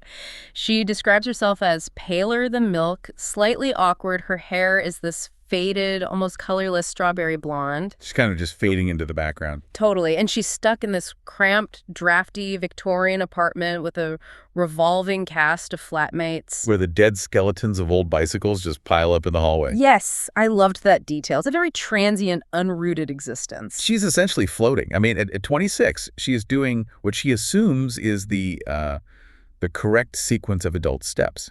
Going through the motions. Exactly. She goes to the sterile office. She endures terrible Tinder dates with men who mock her northern accent. Oh, the Tinder dates are so painfully real. Right. And she even briefly considers dyeing her hair blue just to provoke some kind of internal reaction. Just to feel something. Exactly. It's a highly recognizable state of modern paralysis. She isn't desperately clinically unhappy, but she is entirely numb. She's operating on low power mode. That's a great way to put it. Low power mode. And the cherry on top of this numb existence is her massive, utterly pointless crush on her boss, Joel Binder. Oh, Joel. I mean, Joel is the absolute archetype of the high-powered, razor-sharp New York lawyer. He's terrifying, honestly. He really is. He's demanding, he's arrogant, he remembers absolutely nobody's name. And he exclusively dates these Amazonian women who look like they stepped off a Milan runway. Right, which just makes Flora feel even more invisible. There's even a moment where her colleague Kai refers to Joel as a nigger. Right, a nigger. Yeah, you know, someone who deliberately withholds approval or offers backhanded compliments. Just so you crave their rare moments of validation. Exactly. Which is so toxic. It is, and it speaks volumes about Flora's internal landscape at this point. Why she would be attracted to that. Right. Why does someone with low self-esteem choose to fixate on a man who practically looks right through her? Because it's safe? Exactly. Because it's a safe crush. It's entirely impossible, which means it requires zero actual vulnerability from her. Oh, wow. That is deep. It perfectly mirrors her broader strategy in London. She is keeping her head down, avoiding genuine, risky emotional connection, and basically just hiding in plain sight. Hiding in plain sight, but eventually the universe forces her out into the open. It always does. It does. The catalyst for all of this is a massive new client for Joel's law firm. Enter Colton Rogers. Yes, Colton Rogers. He is an American tech billionaire who has purchased this ruined, sprawling estate on the northern tip of Muir called The Rock. Of course he called it The Rock. Right, and he's pouring money into restoring it, trying to build an exclusive luxury resort. But he hits a massive, immovable roadblock. A very windy roadblock. The local authorities, backed by the islanders, are threatening to build a massive wind farm right in his pristine $1 million sightline. Which is just a brilliant conflict. It is, and Colton, despite his vast billions, is completely flummoxed. He cannot figure out how to leverage his money to get the locals on his side. Because he thinks money fixes everything. Exactly. His approach is entirely transactional. I mean, he imports his own labor from the mainland. He ignores the local pub. A huge mistake on a Scottish island. A fatal mistake. He treats the island as a private playground rather than a living community. So he has zero social capital. None whatsoever. But someone in human resources remembers that the law firm has a junior staffer who actually grew up on Muir. Cue the absolute sheer panic for Flora. She gets summoned up to the top floor, which is Joel's corner office, an altitude she never normally reaches. Right, the stratosphere of the firm. And Colton essentially demands that she act as his local liaison. And Joel just signs off on it immediately. Without even asking her. He realizes that his billionaire client is obsessed with this idea of having a local insit to manipulate the wind farm situation. So he doesn't ask her. He just tells her. You are going back to Muir. It's a brilliantly constructed, inciting incident because it completely traps her. She has no way out. Right. It takes the one place on Earth Flores has been desperately trying to avoid and turns it into a strict professional mandate. She can't say no. If she refuses, she jeopardizes the very career she built to escape that island in the first place. It really makes you wonder about the lengths we go to outrun our own history. Oh, definitely. We physically relocate, we change our wardrobes, we build entirely new routines. All to construct a barrier between ourselves and whatever painful thing we left behind. But the trauma or the grief doesn't actually disappear, does it? No, it never does. It just sits there waiting for the barrier to crack. Exactly. Avoidance is one of our most powerful, yet ultimately fragile defense mechanisms. Because you can't run forever. Right. We think distance equals resolution. But as Flora is about to discover, geographical distance does nothing to resolve emotional baggage. So that barrier gets entirely dismantled. And the journey back isn't some simple, anonymous train ride where you can read a book and ignore the world.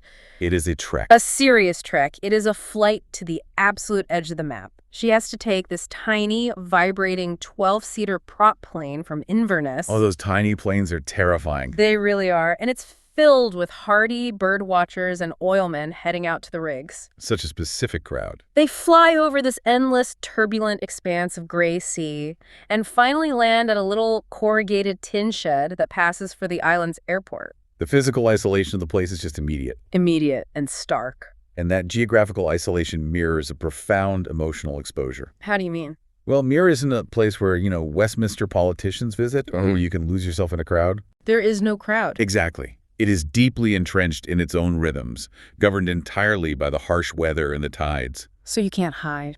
Right. By leaving the modern anonymous machinery of London, Flora is returning to an environment where anonymity is mathematically impossible. Because everyone knows everyone. And more importantly, everyone knows your history. And that lack of anonymity hits her the second she steps off the bus. The very second. You would assume, given it's a homecoming after 3 years away, she might get a warm embrace from the village. A welcome back banner. Right. Instead, she gets these cautious, sideways glances. The local fishermen give her tight, reticent nods. It's chilly. Very chilly. And then the true trial by fire, she runs into Mrs. Kennedy. Oh, Mrs. Kennedy. The ancient, eagle-eyed former dance teacher. She's terrified. She really is. But this interaction is incredibly revealing about the sociology of small communities. It's brutal. Flora is... Her smart, tailored city clothes. Yeah, and she's pulling her loud little corporate wheelie suitcase over the ancient cobblestones, which is just such a funny image. So loud. Click-clack, click-clack. Exactly. And Mrs. Kennedy just points her walking stick at her and essentially reduces this 26-year-old paralegal back to an awkward 14-year-old girl in seconds. It takes no time at all. Flora tries to defend herself, right, by casually dropping that she works at a Big Six firm in London. Like, that's going to impress her. Right. And Mrs. Kennedy just sniffs and delivers this devastatingly polite, well, very fancy and nice for some, I'm sure. It's such a burn. It really is.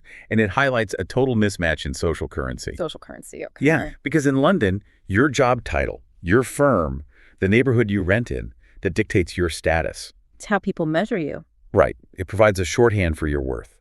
But in a place like Muir, that currency is completely useless. So what matters there? Your status there is dictated by your participation in the community and your reliability to your neighbors. Ah, and she left. Precisely. From the islanders' perspective, Flora abandoned her family during their darkest hour. So they see her as selfish. Exactly. Her fancy corporate job doesn't excuse her absence. To them, it only underscores her perceived selfishness. She broke the rules. She broke the social contract of the island, and a tailored blazer doesn't fix that. Wow.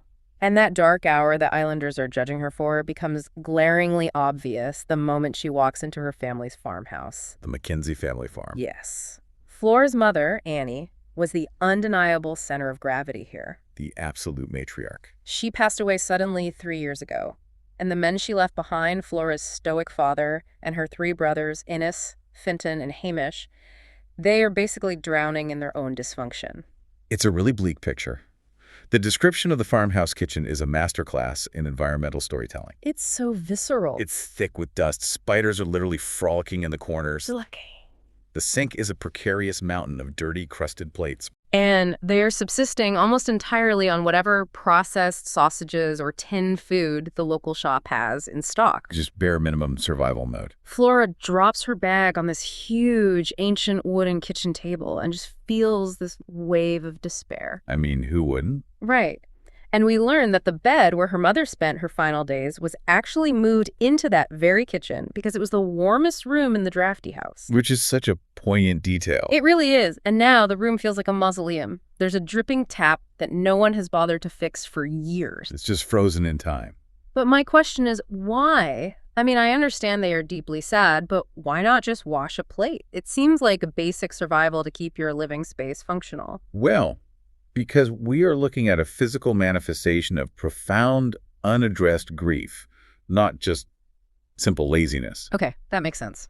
In that family dynamic, the kitchen was Annie's absolute domain. It was where she ruled, where she nurtured them, where she provided warmth and order. So by letting it go to ruin... By letting it decay, by refusing to engage with the maintenance of that space, the men are unconsciously avoiding the reality of her absence. Ah, I see. So if they were to clean it up and cook a proper meal, they'd be admitting she isn't coming back to do it. Precisely. To clean the kitchen and establish a new routine would be a tacit acknowledgement that life has to continue without her. And they just aren't ready for that. No. That is a terrifying step for a family that doesn't know how to talk about their feelings. They are frozen in time. Wow. So while Flora has been avoiding her grief by fleeing to London and burying herself in legal paperwork, her brothers and father are avoiding theirs by letting the farm slowly, silently die around them. Exactly. It's 2 different expressions of the exact same avoidance. Okay, but I have to push back on Flora's reaction to this. Oh, how so? Because when she finally snaps, her behavior feels a bit regressive. Regressive in what way? Well, she unearths these industrial strength cleaners from under the sink. She scrubs the counters until they gleam. She starts violently throwing away all the expired food. She goes on a tear. She does. But from a modern lens, it feels a bit like the prodigal daughter returns from the city just to wash the dishes and save the helpless men. I see what you mean. Doesn't it feel like she's just immediately falling back into a very traditional gendered role of the female caretaker? It's a very valid critique. Right. And on a purely surface level, it certainly looks that way. Right. But if we dig into the psychology of her actions, her initial cleaning spree isn't an act of submission to a gender role. It's not. No. It is a frantic, almost panicked attempt to establish control in an environment that is emotionally overwhelming her. Oh, that's interesting. She literally describes feeling like she's sinking into a panicky morass. She isn't cleaning to serve her brothers. She's scrubbing away her own mounting anxiety. That is a very different motivation. Exactly. She is using bleach and hot water to fight back against the suffocating memories of her mother's deathbed sitting in that room. That makes a lot of sense. It's a survival mechanism. It is. She's trying to carve out a square foot of order in a house full of emotional chaos. Exactly. And from a narrative perspective, what's brilliant is that this frantic, desperate need for control, this literal scrubbing of the dusty shelves, is a physical action that unearths the ultimate catalyst for her healing. The notebook. Yes. If she hadn't been aggressively cleaning the old dresser, she wouldn't have accidentally knocked over a pile of pristine, unused celebrity cookbooks her brothers had bought and ignored. Right, that frantic scrubbing leads to a literal breakthrough. The glossy Jamie Oliver and Agella Lawson books hit the floor, and tucked behind them, hidden away, is something entirely different. The real treasure. It is this dark, hard-covered notebook with a red binding that's starting to come loose. And it smells right. Yes. She specifically notes that it smells like a concentrated essence of the kitchen. Grease, flour, vanilla, and home. Wow.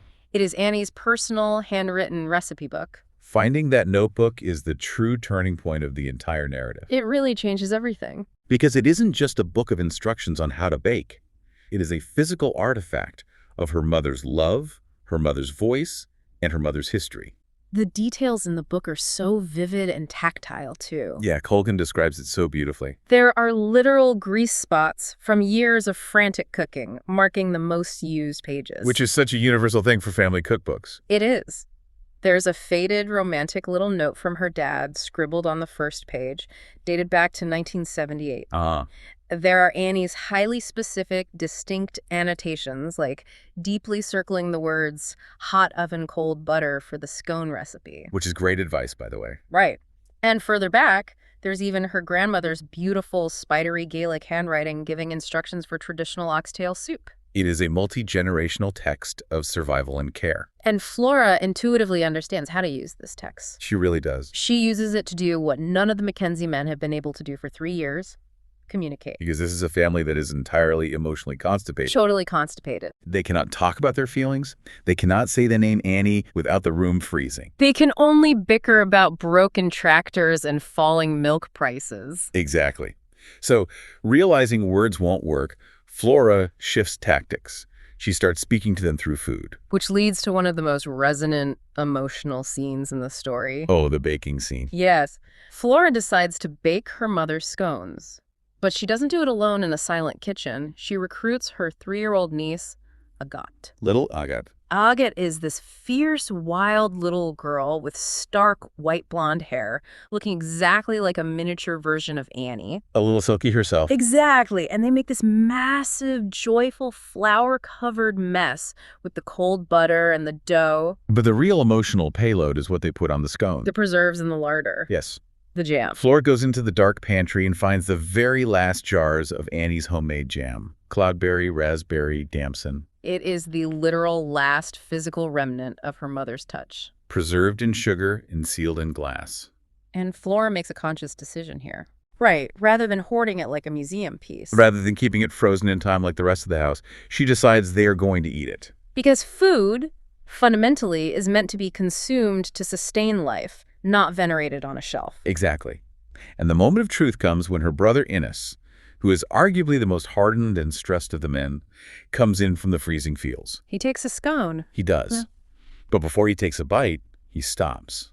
He breathes in the scent of the baking and the specific fruit of the jam, and he briefly closes his eyes. Oh, man. In that sensory flash, he is instantly transported back to the days when his mother ruled that house. It is a moment of profound, silent communion. The food bridges an emotional chasm that language simply couldn't cross. It immediately makes me think of the concept of Christian memory. Oh, absolutely. The Madeline moment. Exactly. How a specific taste or smell bypasses the logical brain and hits the emotional core directly.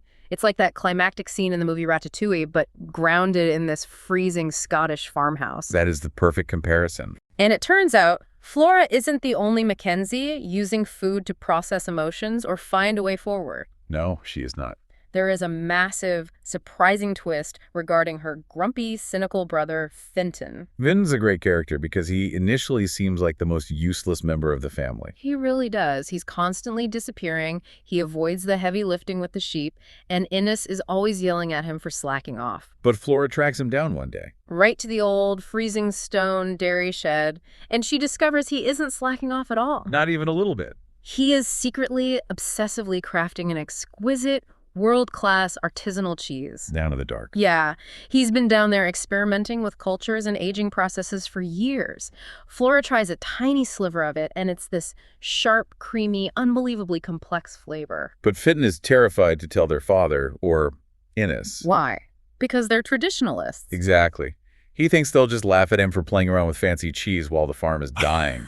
And here is where we need to connect the emotional journey to the stark economic reality of the setting. Because it's not just about tasty cheese. No. Finton's cheese and Flora's baking aren't just quaint, cozy hobbies to pass the time. They represent a fundamental mechanism for economic and cultural survival. We really have to look at the macroeconomics of modern agriculture here. Let's do it. The Mackenzie farm is failing because the global commodity price of raw milk has plummeted. It's a volume game they can't win. Right. Supermarket conglomerates squeeze the margins, and transporting cattle or raw milk from a remote Scottish island to the mainland is prohibitively expensive. The shipping costs alone would ruin them. So the traditional volume-based way of life on Muir is literally financially unsustainable. So they're working themselves to the bone just to lose money every single month. Exactly. It's heartbreaking. It is. But the only way small remote farms can survive in the modern global economy, and by extension, the only way the island community itself can survive without everyone moving to the mainland. Right, because the youth are leaving. Exactly. The only way is by elevating their traditional heritage into something new, scarce, and valuable. They cannot compete on raw milk prices with mega farms. But a bespoke, small batch, artisanal island cheese. Oh, that has massive market value. Huge. And this is where Flora's London experience actually becomes her superpower. Ah, because she knows the market. Yes. Fitton just sees his cheese as a weird hobby. But Flora understands the modern urban foodie scene. She knows that people in London will line up at Borough Market and pay a massive premium for an authentic, story-driven, artisanal product. She sees the economic potential in Fitton's secret passion because she understands the outside world's appetite for authenticity. She realizes that the innovation they desperately need to save the farm isn't some new piece of heavy machinery or a different breed of cow. No, the innovation is hiding right there in their own dairy shed. It's a really powerful realization about leveraging what you already have rather than constantly looking outward for salvation. It really is. It makes you think about how many inherited passions or strange little family talents are sitting in a dusty box or a garage right now. Completely undervalued because we don't know how to contextualize them in the modern world. Exactly. But just as Flora is finding her footing, baking the scones, discovering the cheese, tentatively rebuilding a relationship with her family, The bubble bursts. her two worlds violently collide. The London reality she tried to leave behind literally lands on the island. Yes, Joel Binder arrives. Oh, boy. And the setup for this is a masterclass in comedic and cultural contrast. It's amazing you have Joel, the slick, sharp-suited, perpetually wired New York lawyer whose entire life is dictated by Outlook calendars and instant gratification, Stepping off a tiny, rattling prop plane right into the biting, horizontal northern wind. just a total shock to the system. Completely. He is a man who expects seamless service, constant high-speed connectivity, and immediate deference to his status. None of which Muir offers. Absolutely none of those things. The friction is immediate. The best moment happens right there at the tiny airport. Flora drives the farm's battered, mud-splattered Land Rover to pick him up. And Joel, acting on pure corporate muscle memory, strides over to get in the passenger side. Completely forgetting that in the UK, the right side is a driver's seat. Right. So they do this awkward shuffling dance. And then Joel, this absolute master of the corporate universe, looks down and realizes the Land Rover has a manual transmission. The ultimate defeat. He can't drive a stick shift. He is completely mechanically neutered in this environment. He has to hand the keys back, and Flora has to take the wheel. That scene is so much more than just a funny misunderstanding, too. Oh, it instantly mechanically subverts their entire power dynamic. In the glass and steel towers of London, Joel is untouchable. He navigates multi-million-dollar corporate acquisitions in his sleep. Flora is just a name on an email chain to him. But on a rutted dirt road in Scotland, faced with a clutch pedal and a gearbox. His corporate skill set is totally useless. He's entirely dependent on his junior paralegal just to move from point A to point B. And it's not just the car that defeats him. Joel is staying at the Harper's Rest, the local hotel. Which is managed by Inga Britt. Oh, Inga Britt. She is this incredibly forward, totally lackadaisical Icelandic woman who seems to wander the halls permanently clad only in a slip. Poor Joel is completely out of his depth. He's trying to order room service coffee at 5 a.m., which doesn't exist. He's stalking the tiny, silent village looking for an open convenience store. But the thing that truly breaks his composure is the daylight. The daylight. Tell me about the daylight. The daylight is a crucial psychological element in this section of the book. It's early summer in the far north, which means they're experiencing almost continuous daylight. Like the midnight sun. Exactly. The sun dips below the horizon for maybe an hour, leaving this constant, eerie white glow. And Joel is exhausted. He complains bitterly to Flora, asking her how anyone can stand it. Wait, so why does the light bother him so deeply? Beyond the obvious physiological issue of needing a dark room to produce melatonin and sleep, it seems to trigger a real anxiety in him. It does, because the constant daylight literally strips away Joel's ability to hide. Think about how a high-powered, highly stressed individual operates in a city like London or New York. They live in the dark. They rely heavily on routine and environment to manage their stress. They rely on late nights, dark bars, the anonymity of a crowded subway, and the physical shadows of the city to decompress. And maintain their tough, cynical exterior. Exactly. They control their environment completely. But on Muir, the sheer scale of the natural world and that persistent, unblinking northern light force him to be intensely present. He cannot retreat into the shadows. It acts almost like an interrogator spotlight. And because he is forced to see his surroundings clearly without the camouflage of city life, he is finally forced to actually see Flora. That is such a perceptive read, because in London, she was practically invisible to him. Just another pale face in a gray cubicle. But here, with her hair blowing in the wind, confidently navigating this rugged terrain, she suddenly makes complete sense to him. But before we can dig into their evolving relationship, we really have to talk about the elephant in the room. The reason Joel is there in the first place. Colton Rogers. Because Colton's presence represents the dark side of this collision of worlds. Colton serves as a fascinating sociological foil to the island community. So? Well, he possesses vast, almost incomprehensible wealth, and he has used it to create a stunning, but ultimately sterile, Disney-fied version of a Scottish estate at the Rock. He sandblasted the ancient stone, planted immaculate, unnatural topiaries, and brought in a fleet of shiny Range Rovers. It's beautiful, but it's completely detached from the reality of the landscape. And he genuinely cannot understand why the locals despise him. Right, he thinks, I'm throwing money around, I'm restoring a ruin, why won't they let me stop this wind farm? And it's Flora who finally finds her voice and explains the mechanics of community to a billionaire. Which is such a great moment. She sits him down and says, essentially, you don't shop in the village store. You import your own builders instead of hiring locally. You don't drink in the pub. You treat this island as a picturesque backdrop for your life, not as a living, breathing community. It's a very sharp critique of gentrification. And the responsibilities of wealth. Colton operates under the assumption that his capital automatically buys him a seat at the table. But Flora has to educate him. Yes, she tells him that in a place like Muir, integration requires participation. You have to endure the bad weather with everyone else. You have to engage in the local microeconomy. You have to break bread with your neighbors. Exactly. You cannot buy social capital. You have to earn it through shared experience. Which leads directly to Flora's masterstroke. The cafe. Yes, to win over the locals for Colton's project, and to prove to the islanders that Colton is actually willing to invest in their future, Flora pitches a wildly ambitious idea. She wants Colton to fund a pop-up cafe in an abandoned bright pink chemist shop right down by the harbor. It's a brilliant synthesis of all her disparate skills. It really is. She is taking her mother's heritage recipes, Fenton's world-class artisanal cheese, her own legal and organizational skills honed in London, and Colton's venture capital. And combining them to create something that serves everyone's interests simultaneously. But it's not just a cafe. Right, and that's my colon. How exactly does opening a small cafe solve a multi-million-dollar dispute over a wind farm?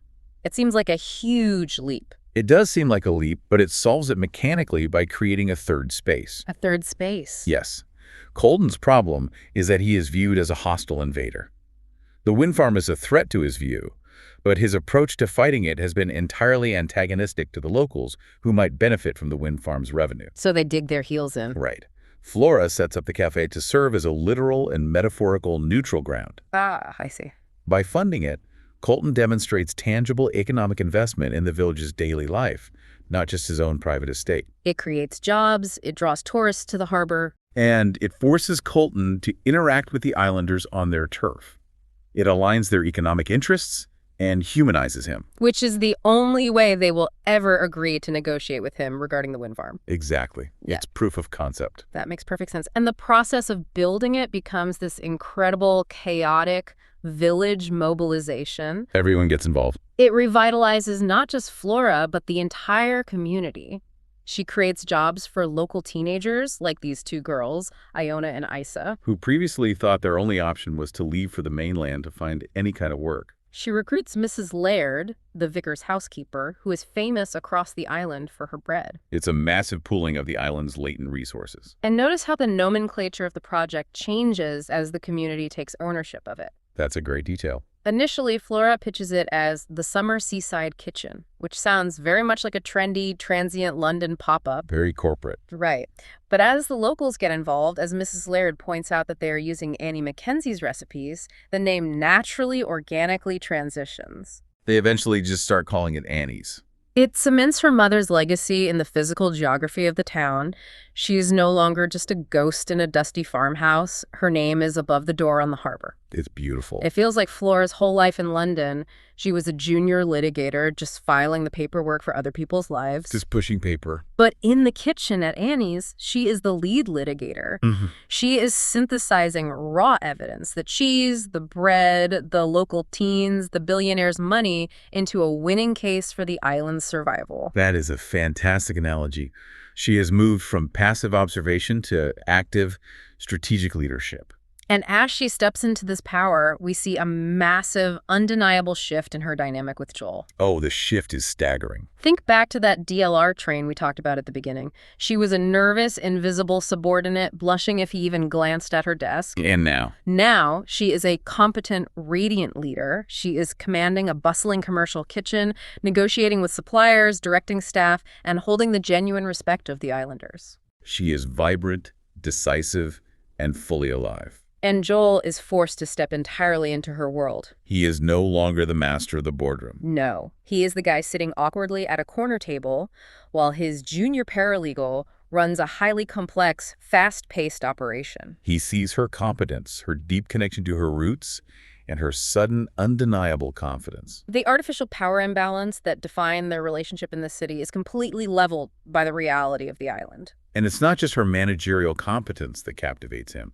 He sees her deeply integrated into her natural environment. Which brings us to the mythology of the story. Yes, specifically the Selkie myth and the concept of embracing identity. Colgan weaves this beautiful thread of Scottish folklore throughout the book. The myth of the Selkie is fundamental to understanding Flora's journey. For those listening who might not be familiar with Celtic folklore, Selkies are mythological beings who live their lives as seals in the ocean. However, they possess the magical ability to shed their seal skins when they come on land, transforming into beautiful humans. But there's a tragedy to the myth, right? Always. The tragedy is that they always fundamentally long for the sea. If a human steals and hides their skin, the Selkie is trapped on land, married to the human, but they are never truly whole or happy. They're always looking at the horizon. Always.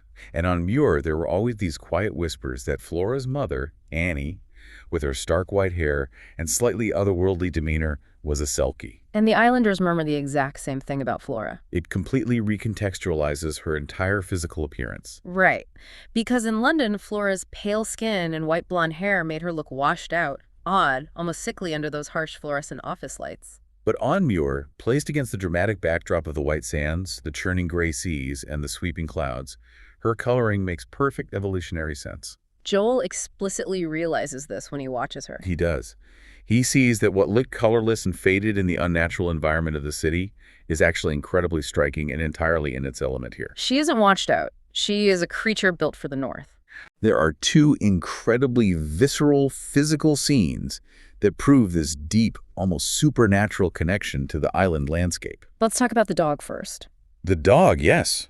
Flora's old, severely overweight dog, Bramble, gets his paw trapped in some rocks near a roaring waterfall during a sudden violent rainstorm. It's a really dangerous situation. Flora is wearing completely inappropriate London canvas shoes, but she doesn't hesitate. Not for a second. She scrambles up the slick, treacherous rocks to save him. She is drenched, freezing, and furious at the situation, but she absolutely refuses to abandon the animal or be beaten by the landscape. She eventually gets help from a character named Charlie. Right, who runs a local Outward Bound program, which is essentially a wilderness survival and resilience training program for youth, but the moment establishes her physical grit. And then the second scene is even more intense and magical. The whale. During another massive storm, a whale becomes disoriented and strands itself in the shallow, freezing waters of the bay. The entire village mobilizes in the rain to try and turn this massive creature around before the tide goes out completely. And Flora, wearing a borrowed, oversized boiler suit from the pub, wades straight into the freezing, churning ocean. It's a moment of pure instinct. She ignores the biting cold and the very real physical danger of being crushed. She gets right up there, nose to nose with this massive, terrified, thrashing creature. And what does she do? She sings to it. She sings the same rhythmic island songs she's been humming while kneading dough in the cafe. She stays waist deep in the freezing water, offering comfort to this wild animal until the local lifeboat manages to attach a line and tow it back out to the deep water. And right before it slips away, she leans forward and kisses the whale on the nose. And Joel is standing on the dock watching all of this unfold. Just completely stunned. He is watching this woman who he previously only knew as a timid, quiet paper pusher who fetched coffee, communing joyously and fearlessly with a wild leviathan in the middle of a freezing Scottish storm. It completely rewires his understanding of who she is. If we look at this through a psychological lens, it's a perfect example of biophilia. Biophilia. Yeah, the innate human instinct to connect with nature and other living beings. In modern society, we often suppress this instinct, leading to a kind of low-grade chronic burnout. Oh, that's fascinating. And Joel is definitely suffering from that urban burnout. Exactly. Watching Flora engage in this raw, tactile connection with nature acts as a visceral shock to his system. It also perfectly pays off the Selkie metaphor. How so? The seal skin represents our true, authentic, unvarnished selves. Flora tried to hide hers.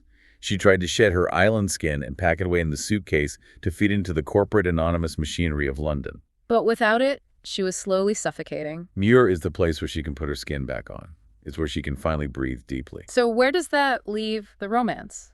Because they do finally collide. They do. After the whale rescue and after the cafe becomes this undeniable roaring success, Joel and Flora end up together. But they don't come together as a demanding boss and a submissive subordinate. No, they meet as two equals who have completely stripped away their urban armor. Joel has a profound moment of clarity. He deeply wants to be with her, but he realizes he cannot ask her to return to a miserable life in London. He has seen her true skin. He knows with absolute certainty that if he drags her back to a cramped apartment and a cubicle, she will wither and fade, exactly like a trapped Selkie. He loves her enough to acknowledge that she belongs to the island. Which is romantic.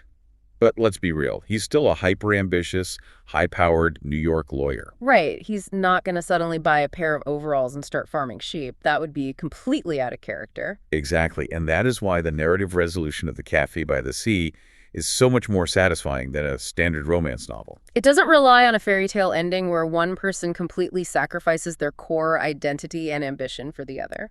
Joel doesn't force her back to the city, but he also doesn't completely abandon his own hard-won career. Because Colton Rogers is establishing a major resort base on the island, Joel realizes he has a professional reason to be there. He decides to commute. He will split his time between New York, London, and Muir.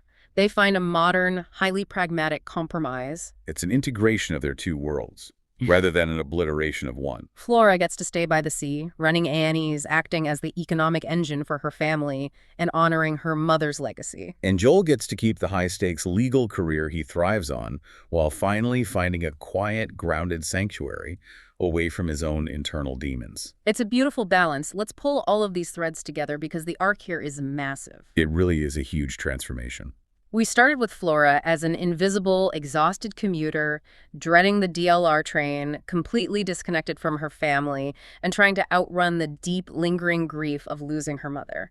And we end with her transformed into a vibrant, essential community leader and business owner. She has saved her family's farm, not by changing what they do, but by recognizing the modern value in Fenton's traditional cheese. She has processed her grief by bringing her mother's grease-stained recipes back into the light. She has united a fractured community by forcing a billionaire to engage with them on a human level. And she has found a partner who respects her, not for the quiet corporate mask she wore, but for the fierce, capable, weather-beaten islander she truly is.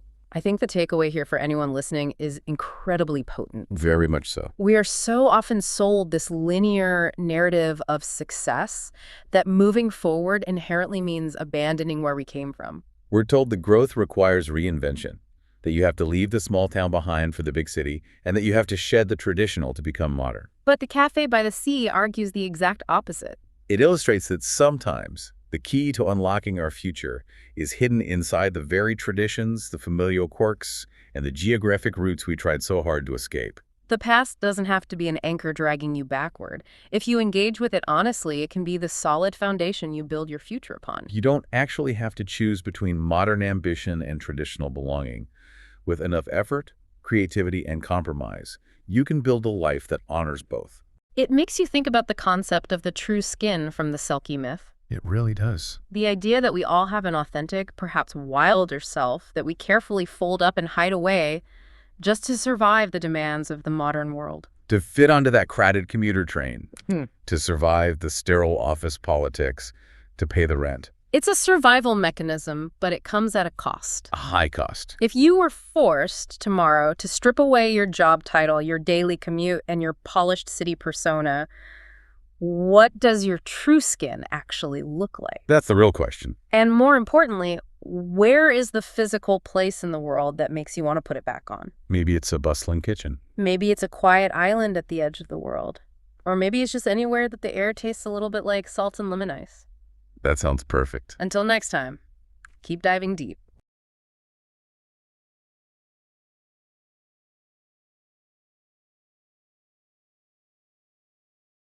Imagine living in a city where the dating market is so brutal, it feels like a literal post-apocalyptic wasteland. That was Katie Watson's reality in London. At 29, she's sharp, successful in PR, but completely exhausted by the endless cycle of terrible dates and superficial city life. But then, a statistical anomaly changes everything. What if I told you there's a place where women are so heavily outnumbered that the local dating market completely flips? Welcome to Farish, a remote village in the Scottish Highlands where the male-to-female ratio is a staggering 16-to-1. Today we are breaking down Jenny Colgan's hit novel, Where Have All the Boys Gone? This isn't just a basic romance summary. This is a story about corporate greed, a secret ancient forest, an accidental national media frenzy, and a woman trapped between two completely opposite men in a town crawling with testosterone. Let's get into it. Before the Highlands, there was the London drama. Katie shares a tiny flat with her best friend Louise. Louise is completely heartbroken because her long-term boyfriend Max just ran off with Katie's flighty, free-spirited younger sister Clara. The awkwardness is real, the vibes are tragic, and London life is suffocating. So, when a short-term PR consultancy gig opens up for the Forestry Commission in the middle of nowhere, Scotland, Katie packs her bags. Louise, desperate to escape the ghosts of her past relationship, hitches a ride. Their arrival is a disaster. It's freezing, it's raining, their tiny car gets stuck in a flood, and they are greeted by Mrs. McCloudy, the most terrifying anti-hospitality boarding house owner you could ever imagine. No central heating, thin blankets, and a strict rule. Only one slice of toast for breakfast. Welcome to paradise, girls. The next evening, Katie and Louise stumble into the local pub, the Mermaid, looking for a break. And this is where the culture shock hits. They step inside, and the entire room falls dead silent. Why? Because the pub is packed to the brim with men. Farmers, rugged fishermen, elite tech geeks from the local research institute, rugged tree surgeons. And literally not a single other woman is in sight. Louise looks at Katie and asks, "Is this my surprise party, or is this heaven?" For Louise, this is a total reset. Suddenly, these city girls are the center of a massive universe of attention. But while Louise starts enjoying the unaccustomed flattery, Katie has to actually go to work. And her boss? Well, he's a whole different kind of problem. Enter Harry Barr. He is the head of the Forestry Commission.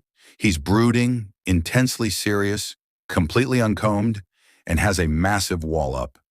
He and Katie clash instantly. Harry treats her like a superficial city girl who only cares about lip gloss, while Katie thinks Harry is a sanctimonious dictator. But Harry is carrying a massive burden. He pulls Katie into the deep, ancient forest of Gaelcolia, a place running wild with natural roots, hidden waterfalls, and 400-year-old trees. He reveals a devastating secret.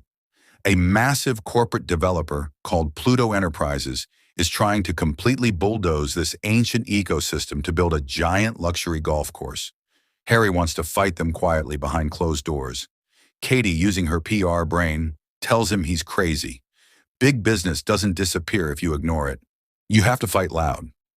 Meanwhile, Katie meets Ian Ken Ross, the charming, witty journalist who runs the local newspaper. Ian represents everything Harry isn't. He's smooth, handsome, and takes Katie out to a spectacularly romantic, exclusive seafood restaurant on the cliffs. The chemistry is undeniable, and after a few drinks, they end up back at his place. But here's the twist. The intimate night turns into an incredibly awkward, disappointing blip. Instead of handling it like an adult, Ian goes completely radio silent the next day, leaving Katie feeling rejected, insecure, and deeply humiliated. Frustrated with Ian and stressed about the forest, Katie's professional life completely implodes at the local agricultural fair. Trapped in a media production trailer, Katie starts ranting out loud about her messy personal life, corporate greed, and explicitly calls her boss, Harry, a clueless idiot. The nightmare? The trailer's PA system was fully switched on. Her entire rant is broadcasted live over the loudspeakers to every single person at the fair. Harry is furious. Katie thinks she's fired, her assignment is ruined, and she leaves for London in absolute shame. But a funny thing happens when a crisis goes public. The entire town rallies behind the cause. Ian publishes a massive front-page feature using Katie's talking points. The story catches fire nationally. Katie is invited onto major Scottish radio stations, and eventually she and Harry are booked on the biggest tea time TV show in the UK, Richard and Judy. During the live TV broadcast, Katie explains that the town is already facing a massive crisis because there are no women, and the last thing they need is hundreds of male corporate golfers taking over. The TV show goes viral, but not just for the environmental message. Single women across the country hear about this mystical village with a 16-to-1 male ratio, and they descend upon Farish like a literal flood.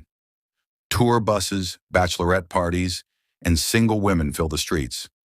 The local tech geeks are grinning from ear to ear, the local pub is overwhelmed, and the quiet village turns into a chaotic festival. Katie is sent back to Farish to manage the chaos and organize a massive fundraising Midsummer Night's Ball at a local manor house to fund the legal battle against the developers. As Katie digs deeper into the corporate files to prepare for the ball, she uncovers the ultimate bombshell.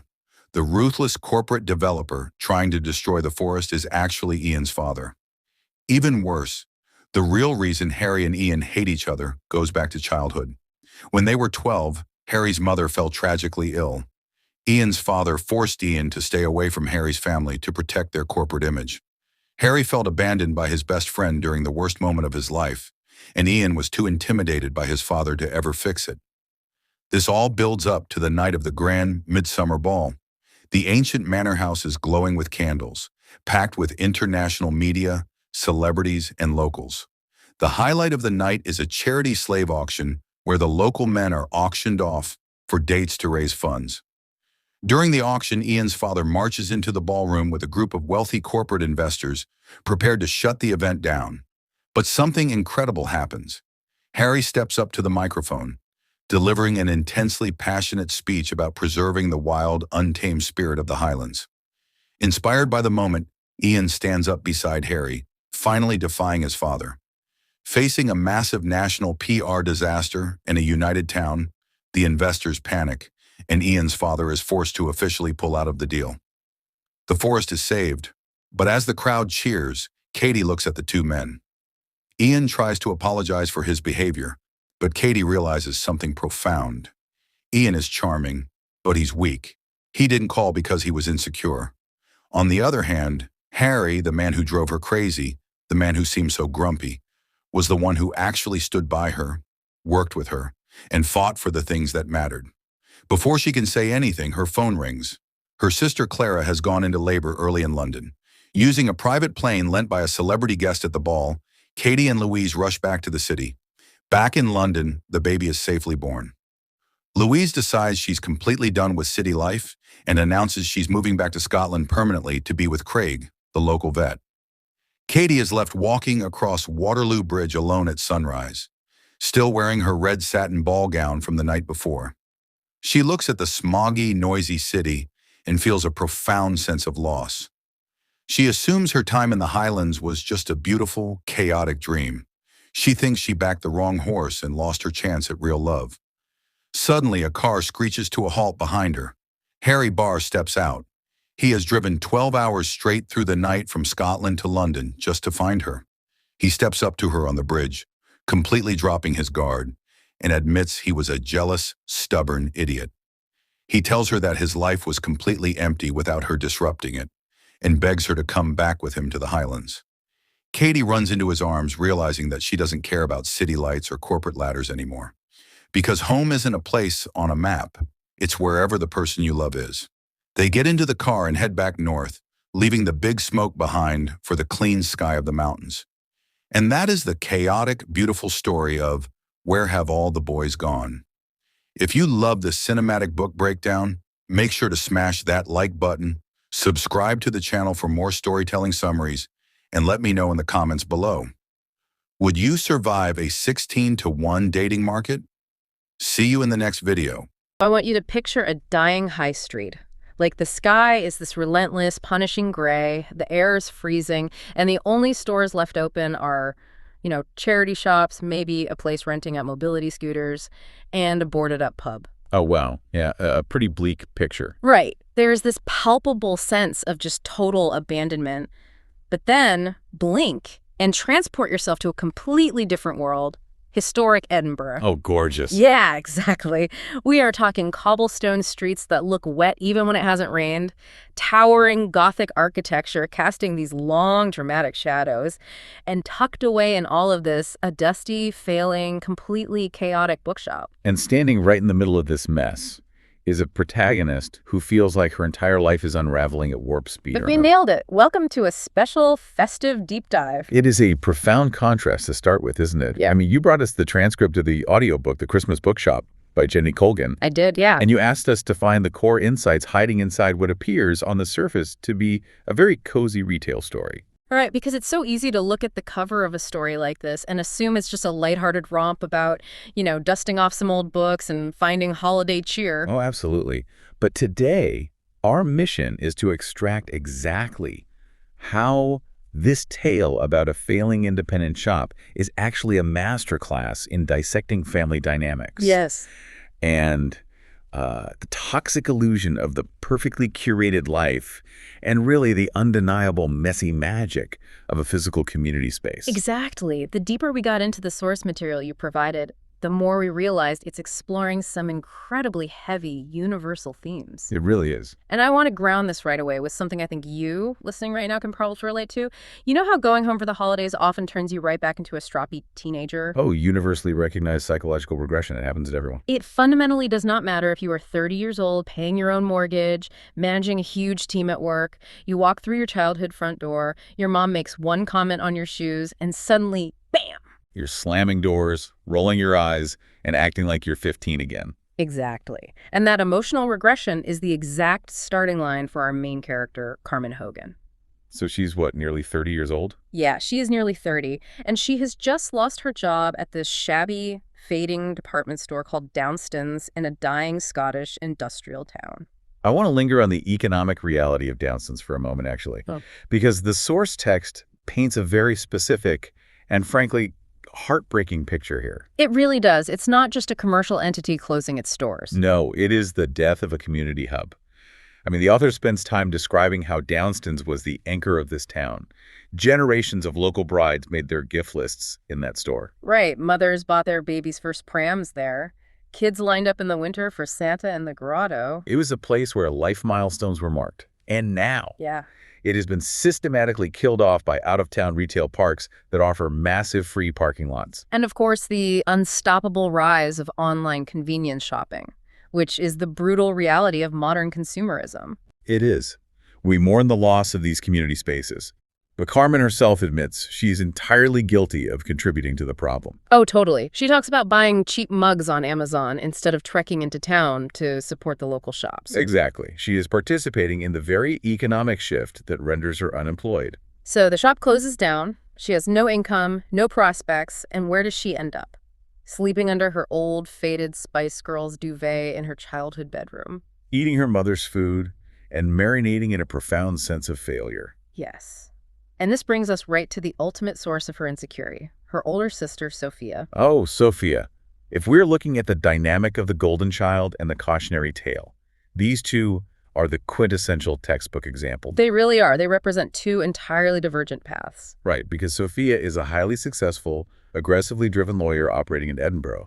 She's currently pregnant with her fourth child. And she is married to this handsome, equally successful international lawyer named Federico. And they reside in a flawless, multi-story Georgian townhouse in the affluent Newtown district. Honestly, reading the descriptions of these two sisters is like looking at two completely different social media feeds. Oh, I love that analogy. Like, Sophia is that perfectly curated, beige aesthetic influencer account. You know, the exact type. Everything in her house is symmetrical. No plastic anywhere. None. The kids are only allowed to play with expensive, ethically sourced wooden toys that probably cost more than Carmen's monthly grocery budget. She is the embodiment of the hashtag blessed and hashtag boy mom culture. Exactly. And Carmen, on the other hand, is the messy, unedited reality. She is the photo you untag yourself from. Oh, brutal but true. Right. Her bag explodes on the floor because she hasn't cleaned it out in 6 months. Her wash bag is filthy, and she thinks nothing of feeding her nieces and nephews plain crisps right before dinner just to keep them quiet. The resentment between them is palpable right from the first few chapters. Yeah. And it's not just a superficial annoyance, you know. No, it goes deep. With every passing year, Sophia's gifts to the family become increasingly lavish. She buys expensive, unpronounceable European delicacies for their parents. Which just makes it painfully, glaringly obvious who is succeeding in the adult world and who is, like you said, still hiding under a Spice Girls duvet. Right. Sophia's success is a mirror that constantly reflects Carmen's perceived inadequacies. It's a suffocating dynamic. So their mother, who clearly just wants Carmen out of her house, let's be honest, orchestrates a deal. She does. Sophia has this eccentric client who is on the verge of losing his bookshop. And Carmen desperately needs a job and a place to live, so the mom forces this merger. Carmen has to relocate to Edinburgh to work at this shop. And to do so, she moves into the damp basement of Sophia's pristine home. And I mean literally the basement. It's the old servant quarters. Yes, it's dark, it smells a bit musty, and it is physically situated beneath the flawless life her sister has built. The architectural symbolism there is impossible to ignore. Carmen is literally placed in the subterranean, hidden foundation of Sophia's perfect life. But as we start to peel back the layers of this sibling dynamic, it becomes incredibly rich and complex. I mean, Sophia projects this image of absolute effortless perfection to the outside world. Right. But the text slowly reveals that she is secretly exhausted to her core. She is heavily, almost dangerously reliant on her performative, yoga-loving nanny, Skylar. Oh, Skylar. Right. Just to maintain the illusion that she can have it all. Carmen, meanwhile, projects this tough armor of apathy and sarcasm. But underneath that prickly exterior, she is deeply, fundamentally insecure about the fact that she lacks a university degree or what society would deem a proper career. Exactly. Okay, wait, I have to jump in and push back on this reading of Sophia, though. Okay, let's hear it. You're painting her as this exhausted victim of her own perfectionism. But was Sophia actually trying to help her little sister out of some sense of familial duty, or was she just being incredibly manipulative? Manipulative, how so? Because reading between the lines of the source text, it really felt to me like Sophia was just looking for free live-in babysitting and a convenient way to get their mother to stop nagging her on the phone. That's a cynical take, but I see where you're coming from. Think about her initial reaction. When the mom first suggests bringing Carmen to Edinburgh, Sophia's immediate visceral response is, "You are not going to dump the brat on me." Yeah, she does say that. That doesn't sound like a sister eager to offer a helping hand. It sounds like someone managing a nuisance. I hear your skepticism, I do. But I think writing Sophia off as purely manipulative ignores the immense psychological burden she carries as the eldest, high-achieving daughter. Okay, You have to consider the ecosystem she is trying to preserve. Mm-hmm. Sophia is operating at the absolute limit of her capacity. Right. High stakes, legal career, husband who travels. 3 children with a 4th on the way, and a societal expectation to make it all look effortless. When she resists taking Carmen in, it's not necessarily out of malice, it's a panic response. So you think she's just drowning? She is a woman barely keeping her head above water, and her mother is tossing her an anchor. Wow. Okay. Yes, bringing Carmen to Edinburgh solves a problem for her eccentric client. Yes, it gets their mother off her back. And yes, she probably hopes Carmen can wrangle the kids occasionally. But she is also operating under the assumption that Carmen is incapable of handling real responsibility. Exactly. But that's exactly my point. She doesn't view Carmen as an equal. She views her as a problem to be managed. Well, she literally dumps her in a failing, financially ruined business just to keep her occupied during the day. She physically places her in the servants' quarters. I mean, she had the space. But she doesn't sit down and say, let's figure out a career path for you. She says, go sit in this dusty shop so Mom thinks I fixed you. And that is a fair critique of Sophia's emotional intelligence in that moment, because she physically and emotionally lacks the bandwidth to treat Carmen as an adult equal. Because Sophia's entire life is about control. And Carmen represents chaos. Putting Carmen in the basement and sending her to a chaotic bookshop is Sophia's way of compartmentalizing that chaos. She is trying to contain the mess so it doesn't infect her meticulously ordered life. Exactly. But what Sophia doesn't realize, and what forms the emotional core of the narrative, is how deeply she underestimates Carmen's resilience and her latent capabilities. Which is such a satisfying arc to watch unfold. So Carmen is carrying all of this incredibly tense, unresolved family baggage directly into her new workplace. Right. She has something to prove, even if she won't admit it to herself. And let me tell you, this new workplace turns out to be just as much of a disaster zone as her internal emotional state. Oh, this transition takes us directly into the seemingly impossible task of saving Mr. McCready's shop. It's an impossible task. The setting here is crucial. The shop is located on Victoria Street in Edinburgh. The text describes it beautifully as this curving, multi-leveled street with a unique balcony arrangement. It is the kind of street that tourists just flock to. It's wildly photogenic. Right, all the other shops on the street are twinkling, thriving, and magical.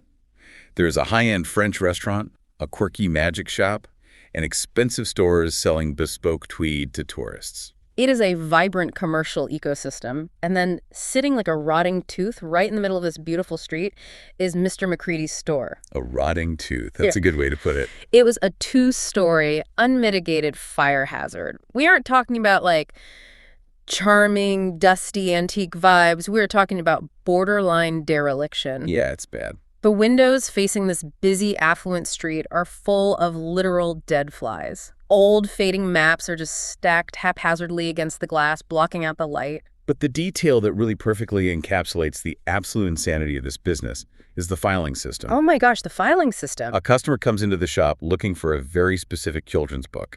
They know it's about a rabbit with wings. Okay, so in a normal universe, how do you find this book?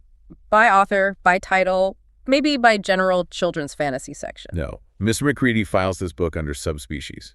Wait, subspecies? Are you kidding me? It is a detail that is objectively hilarious, but when you analyze it, it defines every single foundational logic of retail commerce. It really does. A store's organizational system is supposed to facilitate a transaction. It's supposed to guide the consumer from desire to purchase with as little friction as possible. Mr. McCready's system does the exact opposite. It creates an impenetrable labyrinth that only he holds the map to. And crucially, we learn that he doesn't even have a card reader. Wait, really? In a modern, highly touristed city? He operates entirely in cash and personal checks. He is completely, willfully disconnected from the modern consumer experience. Which perfectly introduces the man himself, Mr. McCready. He is this wonderfully eccentric, elderly owner. He's described as portly with surprisingly tiny feet, right? Yeah, and he walks around wearing multiple pairs of glasses shoved onto his head at once. Now here is the kicker. We learn that on paper, Mr. McCready is actually incredibly wealthy. Right. He inherited a vast, sprawling Highland estate from his family. But he is entirely cash poor. He has absolutely no liquid assets because he has spent decades completely ignoring his finances, the upkeep of his properties, and basically the realities of living in a capitalist society. Because he fundamentally rejects the identity of a shopkeeper. That is not how he views himself or his relationship to the space. What does he view himself as, then? He tells Carmen that he views himself as a custodian of books. A custodian? Right. A shopkeeper wants inventory to leave the store in exchange for money. A custodian wants to protect the inventory from the outside world. That explains so much. He actively hides from potential buyers. He really does. Yeah. He has constructed this cozy, hidden backroom sitting area, complete with a warm fireplace and an antique tea set, specifically so he can read in peace. And avoid the nuisance of interacting with customers. He literally hopes the bell on the door doesn't ring. It's incredible. But Carmen, standing in the middle of this commercial disaster, isn't left entirely without a compass. No, she gets a surprise visit from what I can only describe as the ghost of retail past. Oh, Mrs. Marsh. Yes, Mrs. Marsh. Her terrifying, uncompromising former boss from the closed-down Downstons miraculously appears in Edinburgh. Mrs. Marsh is one of the most fascinating minor characters in the text. Yeah. She is the embodiment of old-school, rigid retail discipline. Decades of working on hard shop floors have altered her physical presence. The book says she has taught herself to glide silently down aisles to catch lazy employees or shoplifters. And unlike Mr. McCready, who views books as sacred objects to be protected, Mrs. Marsh views customers as an absolute nuisance, but a necessary one. To her, customers are chaotic elements that dirty the freshly mopped floors and ruin the carefully aligned displays. Right. My absolute favorite detail about Mrs. Marsh, and the one that adds such a layer of tragic depth to her rigidity, is that she invented a fake husband. The fake husband, yes. She wears a wedding ring and refers to a husband who simply does not exist. Why? Because decades ago, as a woman trying to demand authority and respect in the male-dominated world of retail management, she realized she wouldn't be taken seriously unless men thought she was spoken for. It is simultaneously hilarious in its execution and deeply, profoundly sad in what it says about the world she had to navigate. It really is. But she tracks Carmen down in this messy bookshop, takes one look at the dead flies and the chaos, and delivers her ultimate, unyielding retail mantra. Clean, clear, curated. She orders Carmen to stop wallowing and focus entirely, obsessively on the Christmas season. Pounding it into her head that up to 40% of a retail store's annual profit happens in those crucial 8 weeks leading up to the holidays. 40%, that's huge. Mrs. Marsh's intervention is the catalyst, but it also forces us to analyze the underlying psychology of Mr. McCready's hoarding. Right, the mess in the shop isn't just laziness. Exactly, it's an emotional fortress. As Carmen explores the building, she discovers a hidden staircase leading to a massive, palatial, completely untouched drawing room above the shop. Oh, wow, so it's perfectly preserved from Mr. McCready's childhood. Yes. It is full of tarnished silver photograph frames and a beautiful, untuned grand piano gathering dust. We learn his father was a famous, robust Scottish Antarctic explorer. A man of action and history. So the shop below and the apartment above aren't a business or a home to Mr. McCready. Yeah. They constitute a living, breathing museum of his lonely childhood and his parents' glorious, intimidating past. He is frozen in time. The chaos of the shop is a physical manifestation of his inability to move forward. That's spot on. So, hearing all this, it makes me want to ask you a question about how we romanticize these spaces. Sure, go ahead. How much of the so-called charm of independent, quirky bookstores is actually just terrible, self-destructive business management? Oh, that's a brilliant question. Because as a consumer, as a book lover, you walk into a dusty, chaotic shop with books stacked to the ceiling and you think, oh, it's so authentic, it has so much soul. Right, you want to get lost in the stacks. But the brutal tension the book exposes is that if you genuinely love books and want a space to exist, you actually need to sell those books to survive. You cannot pay exorbitant Edinburgh commercial rent with quirky charm, eccentric filing systems, and windows full of dead flies. You need cash. And that tension is precisely the core conflict of this entire section of the narrative.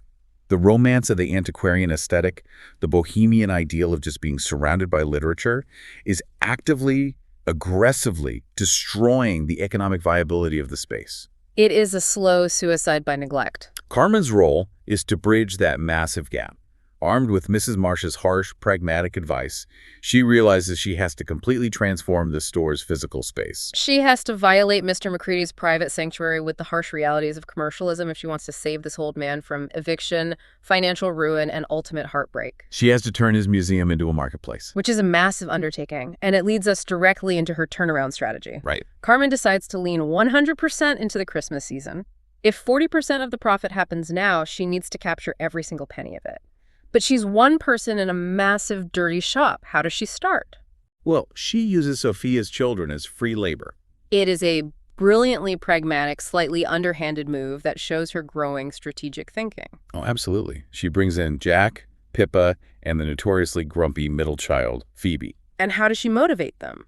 She bribes them with massive, sugar-filled milkshakes from a local cafe. Which is a direct violation of their mother Sophia's hyper-strict, organic-only, health-conscious diet regimen. Naturally. But it works. The kids get a sugar high, and they start dusting, sweeping, and hauling out years of accumulated garbage. It's incredible to watch because it's the very first time in the story we see Carmen actually taking charge, delegating, and finding her own competence. She isn't the failure under the Spice Girls duvet anymore. She's a manager. And as they clear away the literal physical debris, they start unearthing the shop's true potential. They start finding antiquarian treasures hidden under piles of worthless paper. This is when we are introduced to Ramsey. Right. Yes, Ramsey. A towering, perpetually muddy sales rep who comes from a massive family and deals in rare texts. He brings in these stunning, highly valuable books to see if Mr. McCready will buy them. The source text luxuriates in wonderful sensory details during these discovery scenes. It highlights the tactile nature of physical media. It really does. Ramsey brings in a specific set of heavy, green-bound Hans Christian Andersen fairy tales. The author describes the marbled end papers, the rich silk place-holding ribbon, and the vibrant, full-color illustration plates that are carefully protected by delicate, translucent tissue paper. It emphasizes books not just as containers for text, but as beautiful, physical objects of art. And looking at these beautiful objects triggers a vital realization for Carmen. What's that? She looks at these delicate tissue-covered plates and realizes a fundamental truth about retail demographics. These specific books are not for kids. Oh, definitely not. If you give a toddler a book with tissue paper inserts, they will immediately rip it to shreds, chew on the ribbon, and spill apple juice on the marbled cover. Right. These books are for nostalgic adults. Exactly. They are for people with high disposable income who want to buy a piece of their own idealized childhood to put on a shelf and admire. So what does she do? She doesn't bury them in a children's section. She puts them right at the front of the store under the best lighting, priced at a premium. She begins to deeply understand the emotional resonance of the object. She isn't selling a fairy tale. She is selling nostalgia. She is selling a feeling. But she takes this psychological approach even further with her strategy for the window displays. Oh, the windows. Realizing that the shop needs to visually arrest people walking down the street, she ventures back up into Mr. McCready's massive, untouched attic and uncovers boxes of his pristine, antique childhood toys. Oh, the descriptions of these window displays are pure magic. You can practically see them glowing in the cold Edinburgh twilight. They really sound incredible. In the left window, she sets up this elaborate, fully working vintage electric train set. It has little, meticulously painted fields, tiny trees dusted with fake snow, working miniature signal lights, and a heavy metal train that actually toots its whistle as it chugs through a papier-mâché tunnel. Amazing. And then, in the right window, she sets up an intricate dollhouse. But it's not just a standard dollhouse. It is a mouse house. A mouse house. Yes. It's populated by tiny, incredibly detailed toy mice wearing little tweed waistcoats and wire spectacles. Oh, that's adorable. She gets so invested in the details that she builds them a tiny tinfoil ice skating rink and makes microscopic ice skates out of bent paper clips. It's an obsessive level of detail. If we step back and analyze this retail transformation from a commercial perspective, what Carmen has done is profoundly effective. It's genius, really. She shifts the shop from a passive defensive storage unit into an active magnetic experiential destination.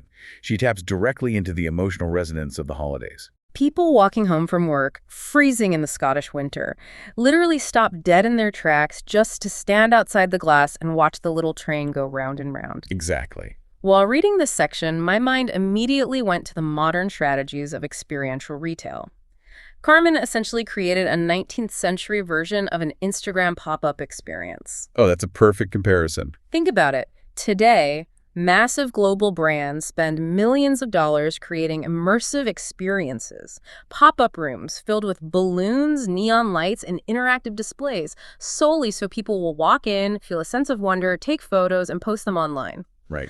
Carmen executed the exact same psychological strategy using a dusty train set, some bent paper clips, and a string of cheap fairy lights from a pound store. She gave people a compelling emotional reason to stop scrolling on their phones and physically cross the threshold of the shop. It is, as you said earlier, a masterclass in visual merchandising and the psychology of foot traffic. And as the shop begins to draw this crowd, it naturally attracts a colorful, eclectic cast of local characters. The author uses these characters brilliantly. They aren't just background decoration, right? Exactly. Each of them offers a completely different perspective on what the spirit of the season actually means.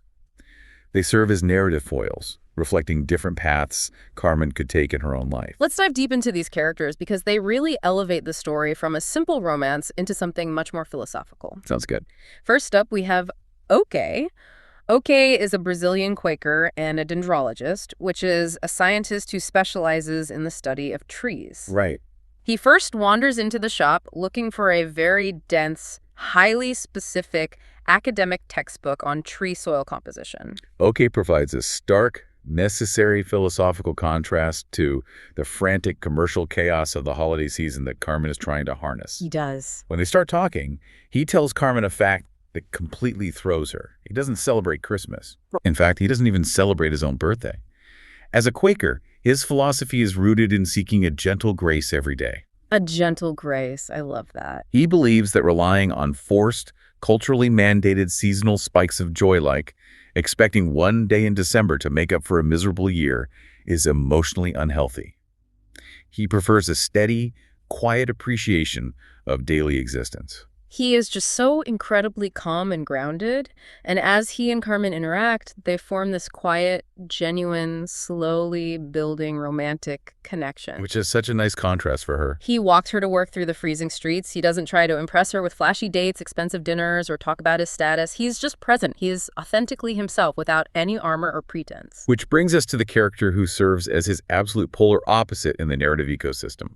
Blair Fenning. Oh my word, Blair Fenning, the cynical self-help guru. Yes. Blair is a mega best-selling author who churns out books with aggressively cheerful titles like Live Your Happy Authentic Life for a Better, More Confident You. He comes to Mr. McCready's shop for a live morning TV segment and a heavily publicized book signing, all orchestrated by his incredibly stressed, aggressive publicist, Emily. Blair is a fascinating study in modern celebrity culture. On the surface, he projects this blindingly positive, utterly impenetrable aura. When the TV cameras roll in the bookshop, he stares directly into the lens and tells the viewers that everyone is good enough, that everyone is loved, and that happiness is a simple choice. But the moment the cameras stop, the text reveals the dark underbelly of this persona.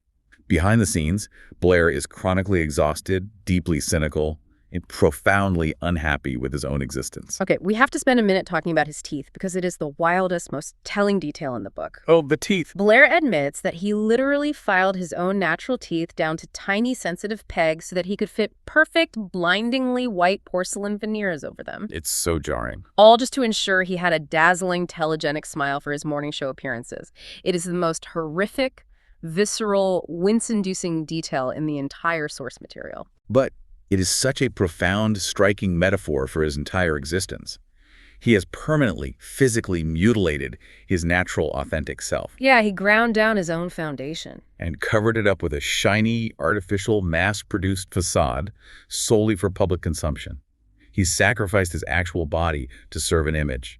And the tragedy is, he is completely self-aware about the grift. He is. He freely admits to Carmen, in a moment of unguarded honesty, that his books are essentially useless. They are just temporary dopamine hits for unhappy people. He tells her that people buy his books, read the platitudes, feel good for a fleeting moment, and then inevitably sink right back into their quote-unquote shit normality.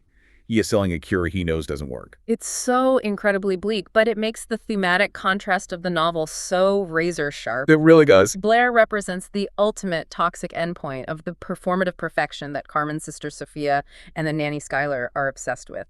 Right. It's the idea that if everything looks perfect on the outside, the perfect teeth, the perfect Georgian townhouse, the perfectly curated Instagram feed, then you win. But underneath that veneer, it's exhausting, painful, and deeply hollow. Oko, on the other hand, represents the messy, honest, unvarnished reality. A tree grows slowly, it has deep roots, it loses its leaves, it isn't always pretty, but it's real. And this is the reality that Carmen is slowly learning to embrace for herself. Before we move on from the local characters, we should also briefly mention Brona. Oh, Brona, the enigmatic midwinter witch who runs the magic shop next door. She operates entirely outside the Christian capitalist framework of the street. She celebrates Saturnalia, the ancient Roman festival, which provides a pagan counterpoint to the traditional Christmas frenzy, serving as a subtle reminder to the reader that these midwinter celebrations of light in the darkness long predate the commercial urgency of selling toys and books. And she's just a great character. She gives Carmen this little glass vial of a love potion, which adds just a tiny, wonderful touch of magical realism to the story. It really does.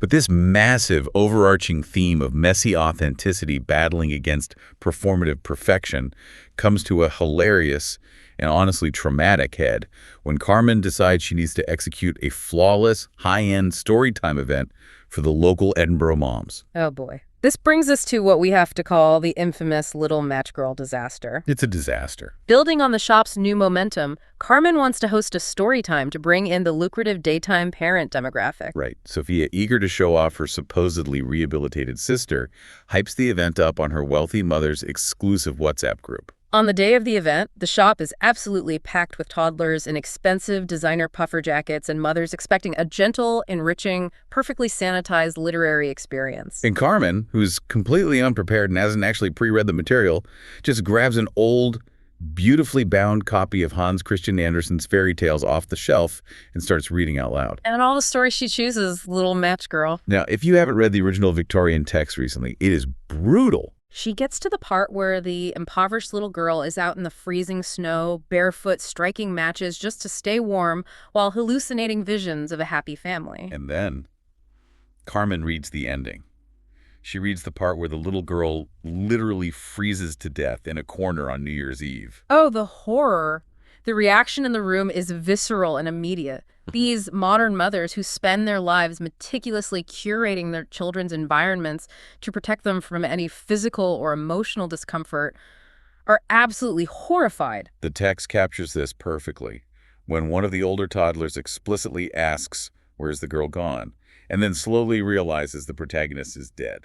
The shop instantly descends into an uncontrollable storm of sobbing infants and panicked mothers. Carmen realizes she has messed up monumentally and tries to backpedal. Right? Oh, she frantically flips the pages to find a happier story. She lands on the Snow Queen. Which is not better. No.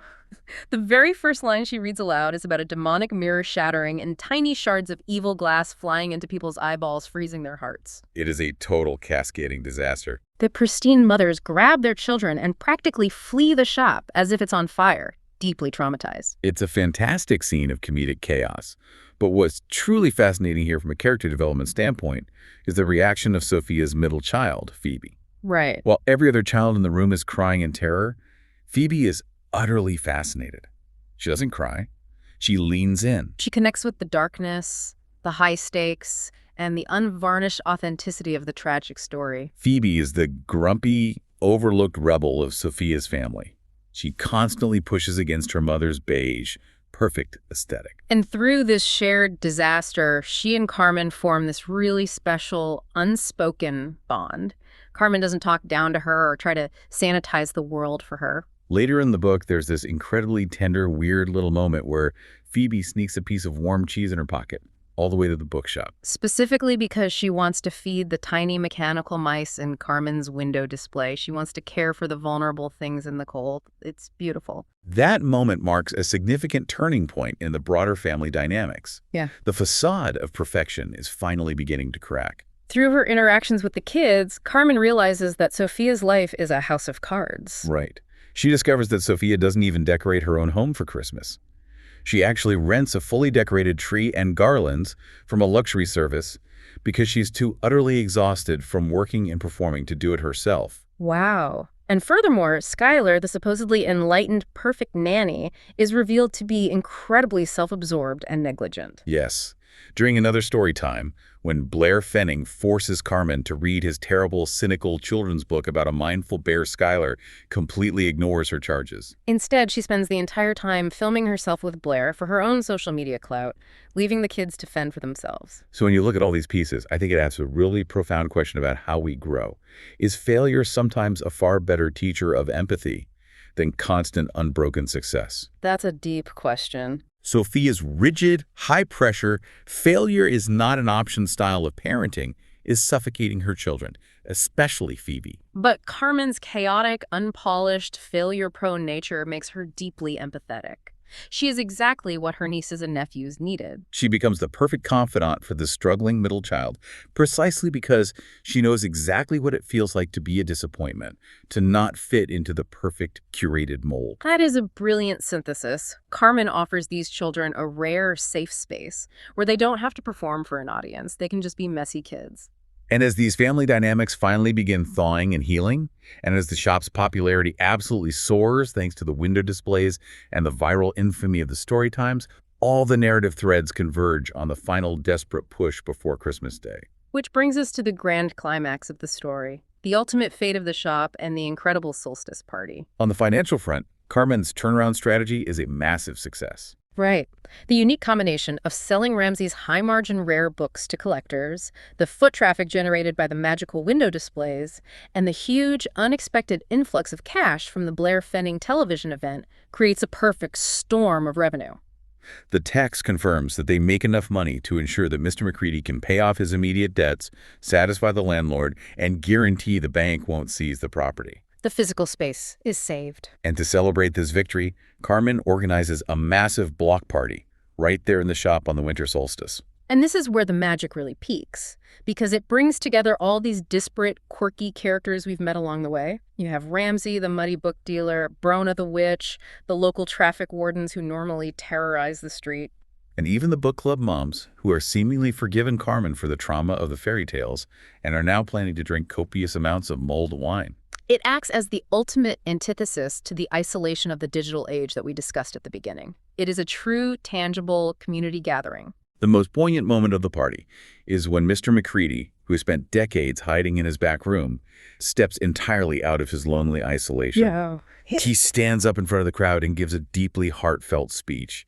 He thanks his neighbors for their support, and specifically, he publicly thanks Carmen for breathing life back into his sanctuary, acknowledging that change, while terrifying, was necessary for survival.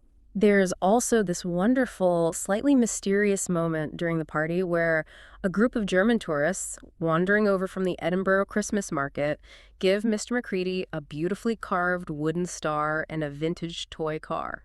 Right. Without giving too much away, it strongly hints at a connection to his family's past, perhaps tied to his father's travels, giving him a piece of his history that he can finally embrace with joy rather than sorrow. And of course, woven into this community triumph is the romantic resolution. Naturally. There is a brief, classic romantic misunderstanding where Carmen mistakenly believes OK has abandoned her and flown back to Brazil without saying goodbye. But in true romantic fashion, he surprises her. He hasn't left. In fact, he joins Carmen and her entire overwhelmingly loud family for Christmas dinner at Sophia's house. Yes, the quiet, contemplative guy who explicitly told her he does not celebrate Christmas is suddenly thrust right into the middle of the most chaotic, traditional British family dinner ever. He is sitting there pulling paper crackers, reading the terrible jokes inside, and wearing a flimsy, brightly colored paper crown on his head amidst screaming children. It is the absolute perfect blending of his search for gentle grace and her family's loud, messy, unavoidable reality. He embraces her chaos. The author then wraps the narrative with a lovely, subtle touch of magical realism. While playing in the shop, the children accidentally knock over and spill the little glass vial of the love potion that Brona the witch had gifted to Carmen. Instead of panicking or telling an adult, the kids work together to quickly clean it up and pinky swear to keep it a secret between them. It's such a perfect ending note. It leaves you with this lingering, warm feeling that maybe, just maybe, a little bit of actual magic is real if you are open to looking for it in the right places and sharing it with the right people. It's lovely. So if we look back at the journey of these characters from page 1, Carmen finds her competence, her managerial skills, and her self-worth. She proves to her family, and more importantly to herself, that she isn't just a failure hiding under a duvet. Sophia learns to let go of her obsessive, crushing need for control and accept help. And Mr. McCready literally rejoins the world of the living. When you reflect on all of this, what stands out to you the most about the mechanics of how the shop was actually saved?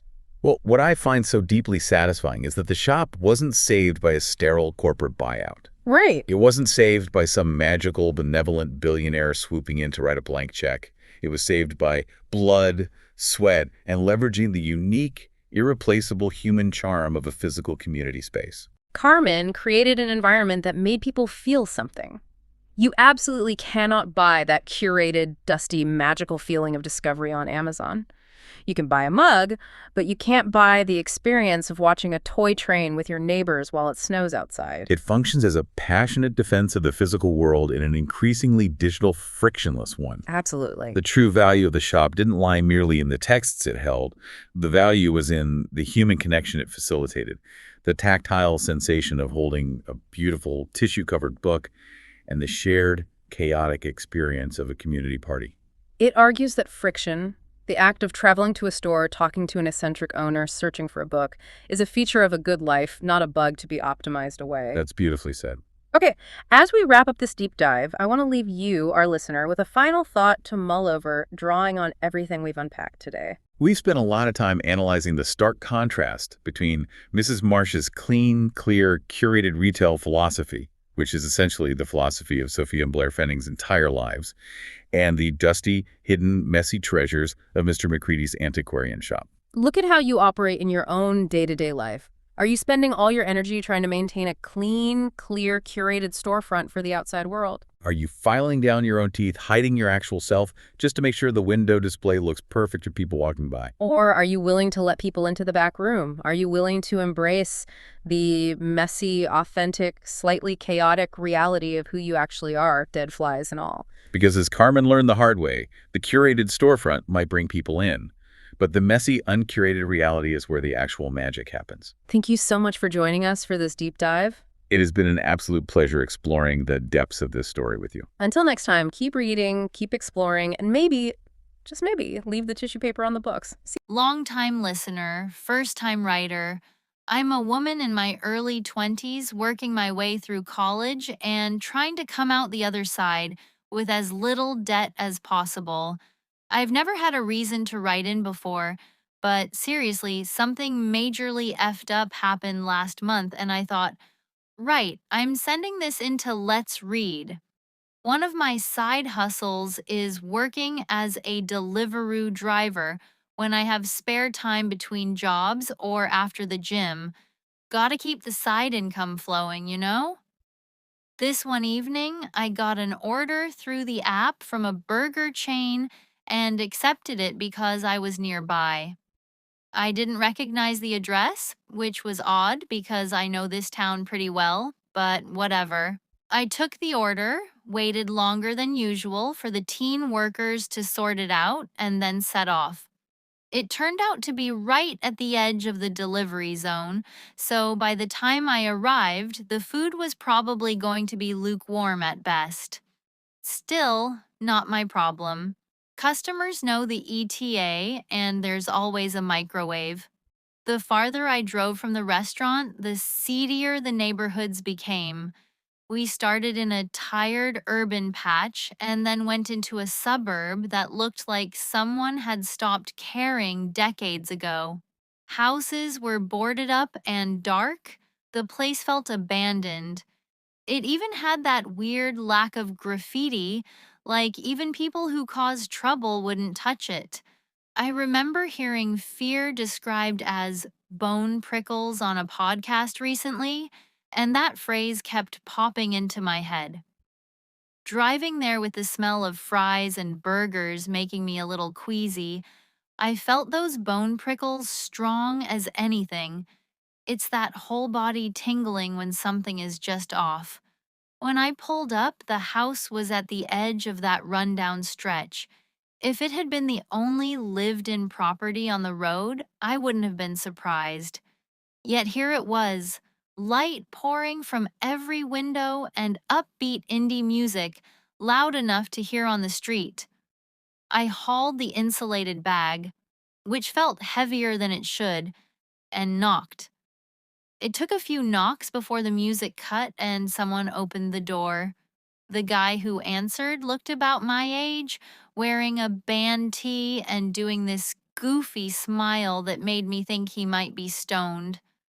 I explained I had the delivery, and he called back inside to check if anyone had ordered. He seemed baffled. There were only 3 people there, and they'd had pizza earlier, he said. I showed him the app, confirmed the address, and he asked me to wait on the porch while he checked with the others. I heard muffled voices, some shouting, and the bone prickles returned. He eventually came back and apologized, saying the others had indeed ordered the burgers along with the pizza and all was fine. Just as I started to unzip the bag, he insisted on giving me a cash tip. I said the app would do fine, but he was adamant. Could he give me £7? I shrugged and said, okay, who even keeps cash on them these days? This time he left the door cracked open, just enough for me to peek inside. The living room looked surprisingly nice. Framed posters, a couple of arcade machines in the corner, and a big TV. He paced between the door and a kitchen, then called something down a set of stairs to a basement. I figured maybe they'd turned the cellar into a home cinema. When he came back with £7 and 25 pence in change, I laughed at the odd amount. I finally pulled the bags out, and unsurprisingly, they were cold. He'd kept me on the porch long enough. After quick thanks and a couple of awkward goodbyes, I got back in the car and checked for more jobs. Another order had just come through from the same restaurant, so I decided to swing back. I rely on my reversing camera a bit too much and had it set so my rear view showed the back seat. Glancing up, I saw someone lying on the floor behind the passenger seat.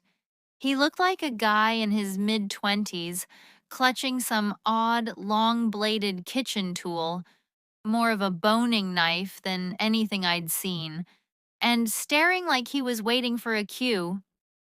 Panic slammed into me. The customers had kept me on the porch long enough for someone to slip in. I hadn't locked the car because I only expected to be a minute. Immediate regret. My heart nearly exploded. I pictured the obvious worst. I told myself not to look back so he wouldn't know I'd seen him.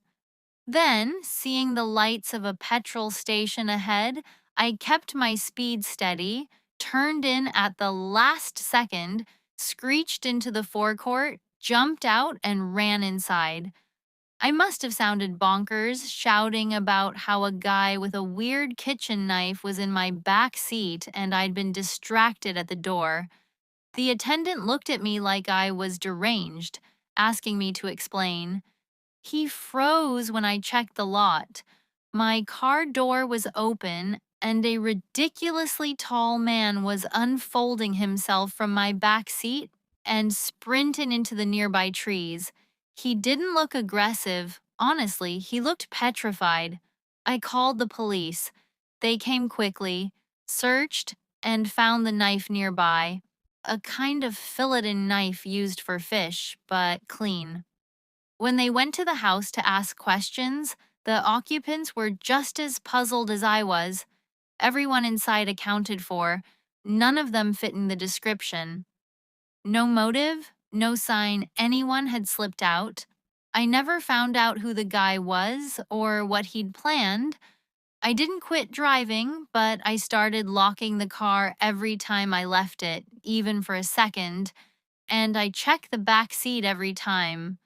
Whatever that man was running from, or for, I hope I never meet it. The way he looked as he fled made me think someone worse might have been nearby. It's one of those creepy mysteries I'm glad ended without anyone hurt. I'm from England and won't say exactly where, so as not to dox myself or risk my job. I'm a postwoman, a proper postie, and I love the work. I run a rural round I've had for years thanks to a bit of begging and a friendly relationship with the head postmaster. Normally, routes rotate a lot, so this is a rare perk. I know most of the people on my beat.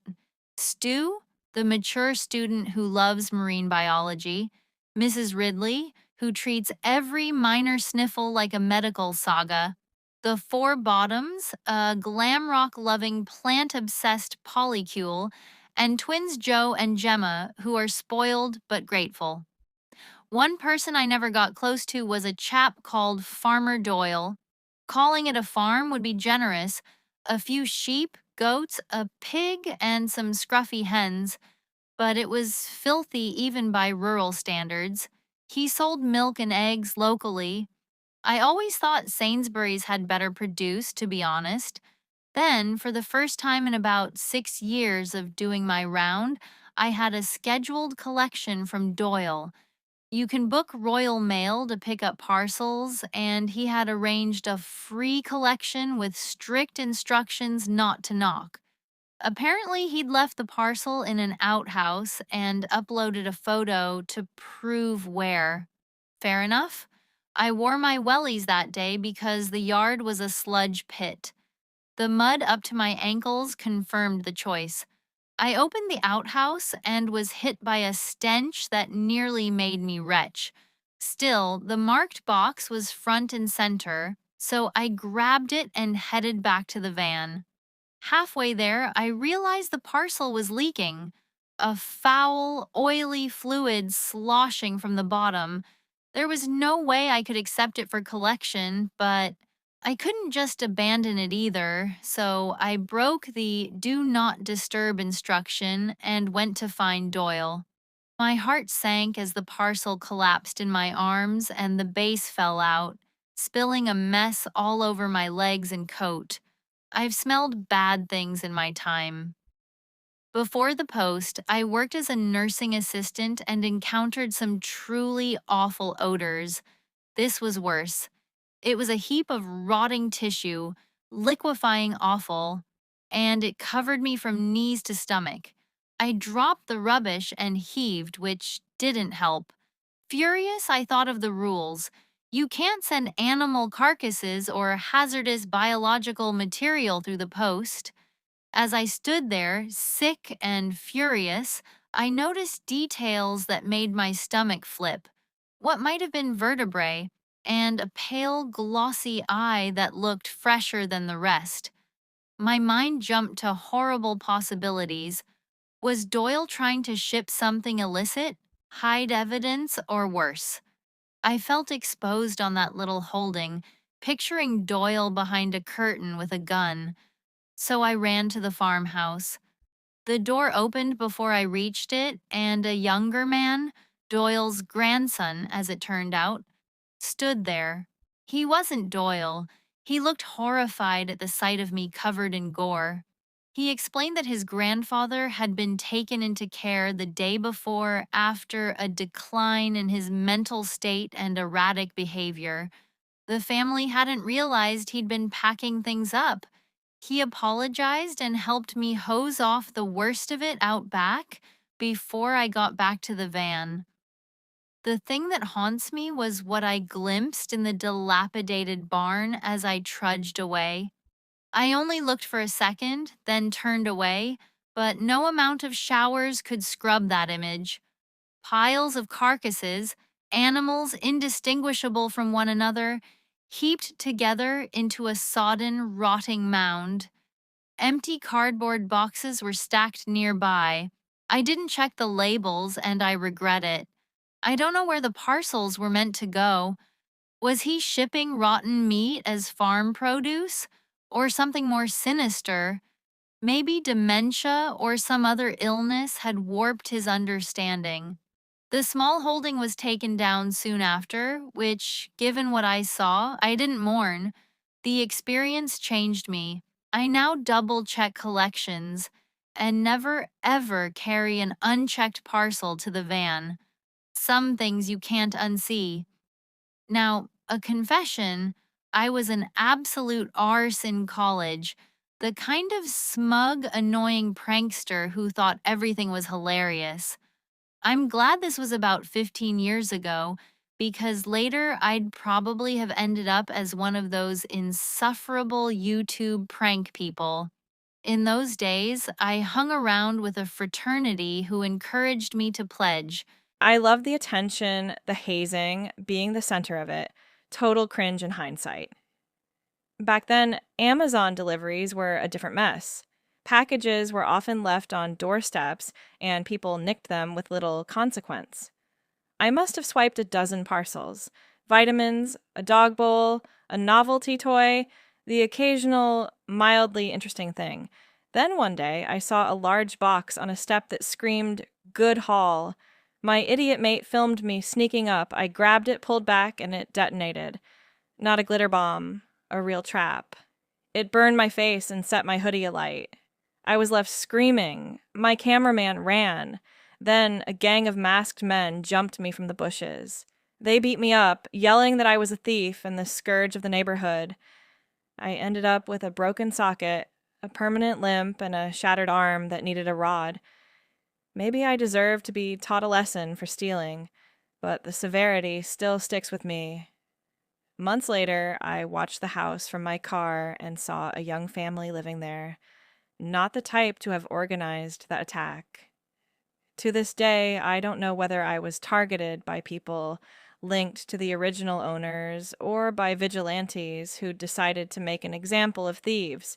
Either way, I changed my ways, gave up the wild antics, and stuck to a quieter life. I'm grateful for that.